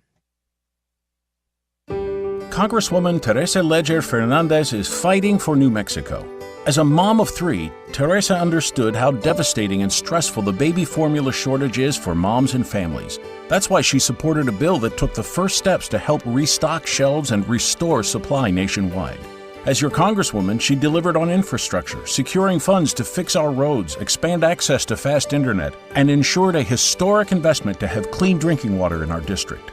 As your representative, she spoke up for businesses affected by the wildfires in our state and demanded compensation for the damages.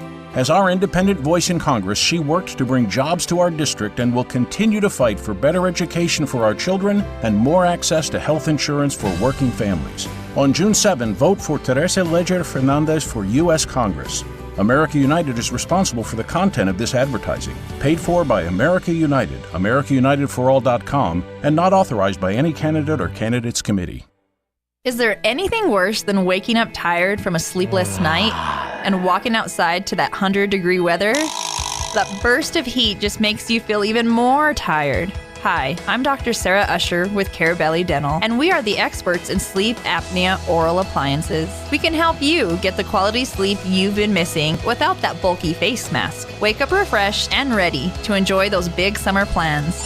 Let us help you sleep better and live better. Come see the team at Carabelli Dental in Roswell or call 622-4455. Bob Reed Pest Control protects you and your home by controlling pests that invade. Bob Reed Pest Control understands the importance of safety in and around your home from unwanted pests, and they offer answers and solutions when you need them most. Protect your home, your children, and your pets from the dangers of poisonous bugs and insects. Let Bob Reed Pest Control and their fully licensed professionals start working for you and your family today. Call 623-5344, serving all of southeastern New Mexico. Find them fast in names and numbers. If you plug your nose, you can't tell the difference between an apple, potato, and an onion, unless you open your eyes. Here's Mike Winters. I really, really want to test that. An apple, a potato, and an onion. You can't tell the difference if you hold your nose and you're blindfolded. That's got morning show potential all over it. I think we need to get a hold of a potato, an onion, and an apple and see if Mike can tell the difference. Not me, Mike. You think they're available? A potato, an onion, and an apple? Oh, yeah. Well, it's potato, onion, and apple season. They're very important. Yeah. Well, I agree. But I think that if given the chance, we can. I think in order to do it, because they're shaped differently. So what we'd have to do is we have to take like a wedge of each, and it would have to be like placed into the mouth of. See, now I've added a whole lot of elements that make it really complicated. Oh. I'm basically seeing it like an episode of Good Mythical Morning. We're gonna have to have like people off camera, and we'll be sitting there blindfolded because, as you can see, we can't. They could have like a wedge of onion or a wedge of potato, a wedge of apple, and they could place it in our mouths in order to see if we could tell the difference. With the fork or toothpick would be fine. Yeah, well, it don't have to be their fingers necessarily. Yeah, gloves. Because I know that given onions have layers, so I'd be able to tell the onion, but I think the potato and the apple might be the harder one. Oh. Because onions have a bit of a zing to them anyways, right? No, okay. Even if you hold So the onion, I don't think has any moisture, as far as I'm aware. Onions? They're wet. They're wet? Yeah, they're wet. Really? Oh, they're super wet. Huh. If you cut into an onion, yeah, you get a lot of the onion juice. That chemical inside is called propanthiol oxide. And we're talking raw, just raw onion, raw potato? Yeah, no, we're raw dogging an onion. Yeah. That's right. We're raw dogging a potato, raw dogging an apple, buddy. See, the apple, I think, would be very juicy. So you'd be able to tell the difference between the apple and the potato, but now that I think about it, it's like, wait a minute. You can get a pretty juicy potato, too. A lot of the juice coming out of a potato is could be misconstrued. Oh, my gosh. So now we're building a whole thing is number one, the consistencies aren't the same, because if I am chewing in a potato, it's going to be a thicker consistency than an apple. And we're talking no peeling. It would have to be I would think the that inside. No peeling, yeah. Because I could tell an onion in my mouth because I can feel the layers of an onion. So I could tell that's an onion. I feel like that would give me an unfair advantage. If I didn't have like mouth feel, then I probably couldn't. But like I can tell I'm chewing layers of something versus like a whole of something. Yeah. Right? So I don't know. This I think that there's the potato and the apple are messing me up. I really think there's potential here. So I want to try this out. We'll do it. Yeah. I think we definitely should. So I got a question for you as we come towards the end of another morning without Mike Winters, 13 minutes away from 10 o'clock. I came across a story online, and it made me wonder, because everybody's got the one, or I guess in my case, several. What's a stupid movie, like a dumb, critically panned, horrible movie Morbius. that you stand by and would defend to the end of the earth? In a joking way, Morbius. But I haven't actually seen it. I'm trying to think. What was the meme that was going around? Morbius 2. Electric Boogaloo, maybe. No. It was. That sounds like a good one. Even Morbius. It's or something Morbin like time. That. It's Morbin time. That's what it was. Mhm. Yeah, it's Morbin time. No, but like, what's a movie that maybe you saw as a kid or a teenager that you could defend even if everybody pans it and says it's horrible? The Phantom Menace. Really? Episode 1? Yeah. Okay. How come? Like, what about that movie stands out to you as defendable? I don't know. I liked the plot. Can I tell you a true confession here? I liked the prettiness of it all. And this is probably going to knock me down a few cool CG. points. Yeah, we never had that. It was really pretty. This is probably going to knock me down a couple of cool points, but Okay. the first Star Wars movie I ever saw was Episode 1. It's fine. No, it's really not. It's fine. No, it's not. It's not fine, Tanner. To me, it's fine. I set myself up for Because I think I don't even know if I watched. See, that's the crazy thing. I think I watched the other three before 1. Okay. So I knew about Star Wars Sure. before Phantom Menace came out. And then Phantom Menace came out. And I liked it. But I was also a kid. That was the first experience I had with Star Wars, and I was bored to sleep. It was because Episode 1 is the whole. It's like the C-SPAN thing. I know it's gonna come in here. It was like C-SPAN, but for Star Wars, because you had to like sit in like the Galactic Senate, and like I was like watching like a council meeting, and then they were talking about midichlorians. I'm like, what are we doing? That's exposition. And in fairness, it's world building. When I saw it the first time in theaters, yes, kids in theaters, I kind of liked Jar Jar Binks. I thought he was funny. There it is. It's gonna have to keep bringing. It's Jar Jar. It's he's very mad that we're. Woo! No idea. No clue. It's I just pick it up and hang it up. It's gonna keep on. Bye. Just gonna make him call back. I'll go get it. I'll tell you mine. There's a couple. The movie Hot Rod. You ever seen it? Okay. First of all, go back and watch it because it's one of the best movies ever. And it's not, critically acclaimed by any stretch of the imagination, but it's wall to wall funny. It's Andy Samberg and I'm trying to think who else. It's like star-studded. Isla Fisher's in it. Danny McBride is in it. Bill Hader. It's got a bunch of famous people. What's wrong with it? A lot of people don't like it. They say it doesn't, the plot doesn't stick. It doesn't stick to the plot the whole time through. It's not consistent. There's scenes that should have been deleted that are in it that weren't taken out. My opinion, I told you they're going to call back. My opinion is it kind of lends itself to the comedy of the movie itself. They left scenes in that maybe didn't necessarily have to be in because it made it extra funny. The scene in specific is after the riot that basically took place. They're all standing there kind of assessing the situation, trying to figure things out. And then all of a sudden, Danny McBride's character is holding a TV. He wasn't holding that TV beforehand. But then again, if you go into a movie like Hot Rod expecting seriousness, then you're pretty much setting yourself up for failure. The other one is a lot of the B. Chris Farley movies. I mean, everybody likes Tommy Boy. That was a big one. I loved the movie Black Sheep. Black Sheep was my movie as a child. I watched that thing front to back, mostly because it was one of the few we actually had on VHS. And so, yeah, I watched it front to back, memorized every single line I could of that movie. It was absolutely a big part of my childhood. So Black Sheep was not critically acclaimed, but it was definitely one that I'll defend to the ends of the earth. And so, yeah, that's just, I came across the story and it kind of made me wonder. So I'm curious. Hey, Chris, come in here real quick.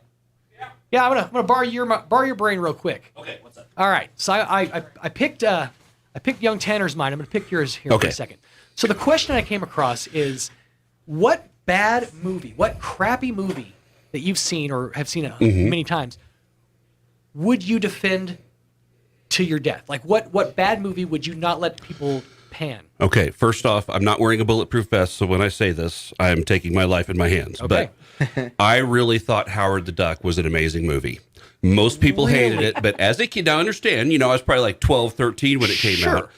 So I know that that's one of those movies that is eternally listed as one of the worst movies ever. But at the time, I had the VHS tape, and man, that sucker probably got played 30 times. Howard the Duck. Oh, wow. It's funny too. That seems to be the going trend with our generation is, well, it was what we had on VHS at the time, so we watched it 100 times growing up. It was either that or the Jane Fonda workout, and I wasn't quite old enough to appreciate that at the time. There's only so many times a day you can actually use the Jane Fonda workout. That's right. It's understandable, but I don't think I've ever actually seen Howard the Duck because of how panned it was.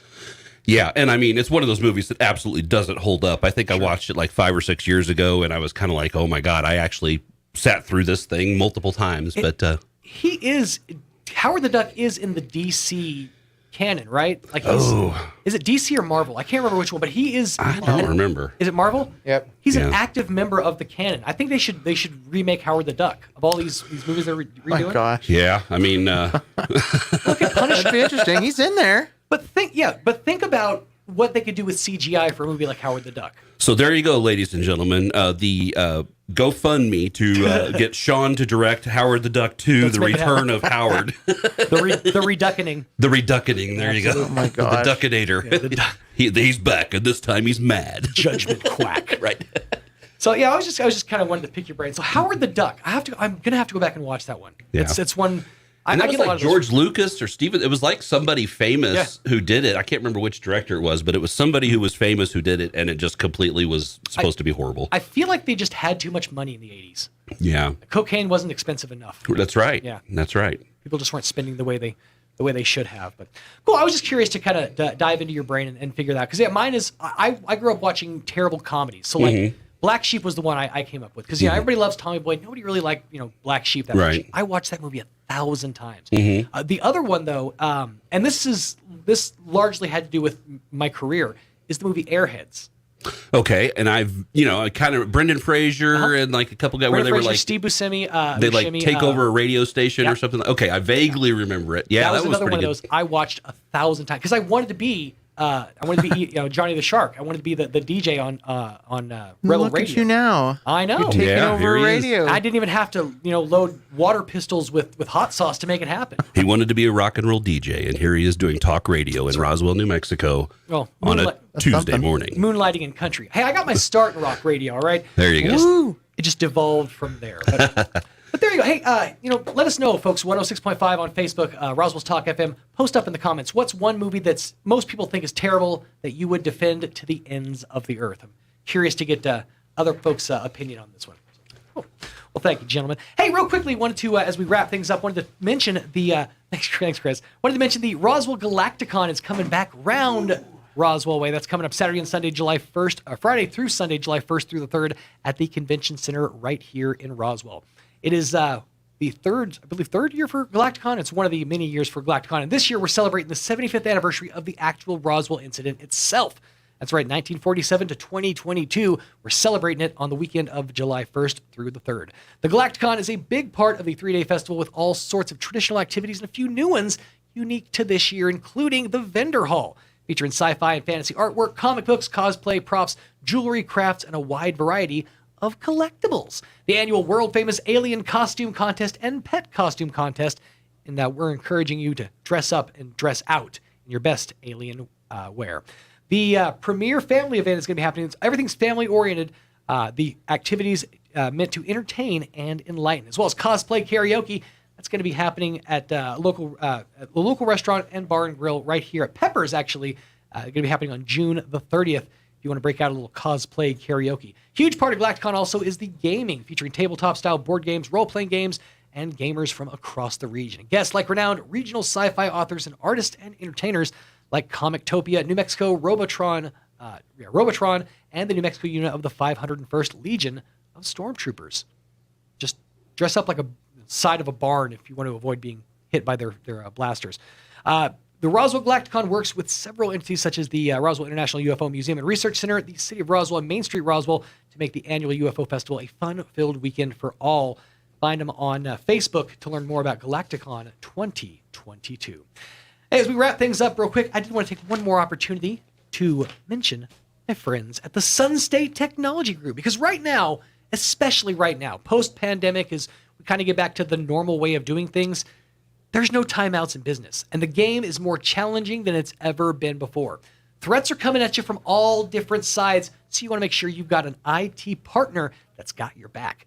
Sun State Tech, they're just that. They're your local IT solutions company providing protection and upgrades to keep your business doing the best business and on top of its game. Get managed IT services and cybersecurity all delivered from the fantastic folks at Sun State Tech. Visit sunstatetech.com today for your free, no-obligation tech checkup. That's sunstatetech.com, or call 1-888-368-2024. That's 1-888-368-2024.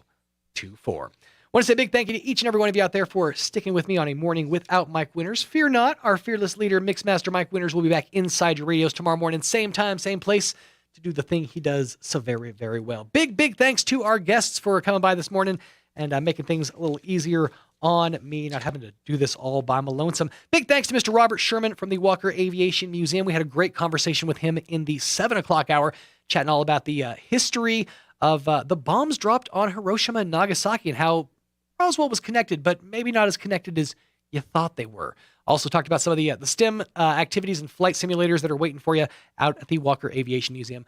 Go ahead and check it out. That's your movie? You could have said that on the mic, Angela. Earth Girls Are Easy. I, again, don't think I've ever actually seen that one either. I'm going to have to go back and check. It's going to be a busy weekend for me, but I don't have my kids, so it'll be fine. At the 8 o'clock hour, we had a chat with Mr. Stuart Hensley from the Sun State Tech Group. We've been chatting about them all morning and how they can help your business do the best business. And here just a few minutes ago, we had a great chat with Mr. John LeMay all about the Historical Society Book Fair that's going to be happening on July the 9th from 10 to noon, as well as his brand new book that you can get right now on Amazon, The Noted Desperado, Pancho Nunez. Get it right now on Amazon, and you can bring it over to the book fair. He'll even sign it for you. He signed my copy, so I'm already set. But you can check out all those interviews in their entirety at ksvptv.com, or once Tanner gets them pieced up, you can find those over on our Facebook page at 106.5 Roswell's Talk FM. Back with you tomorrow morning. Travis and Sexton up next. You're listening to 106.5 KEND Roswell, New Mexico. We'll chat with you tomorrow morning. Roswell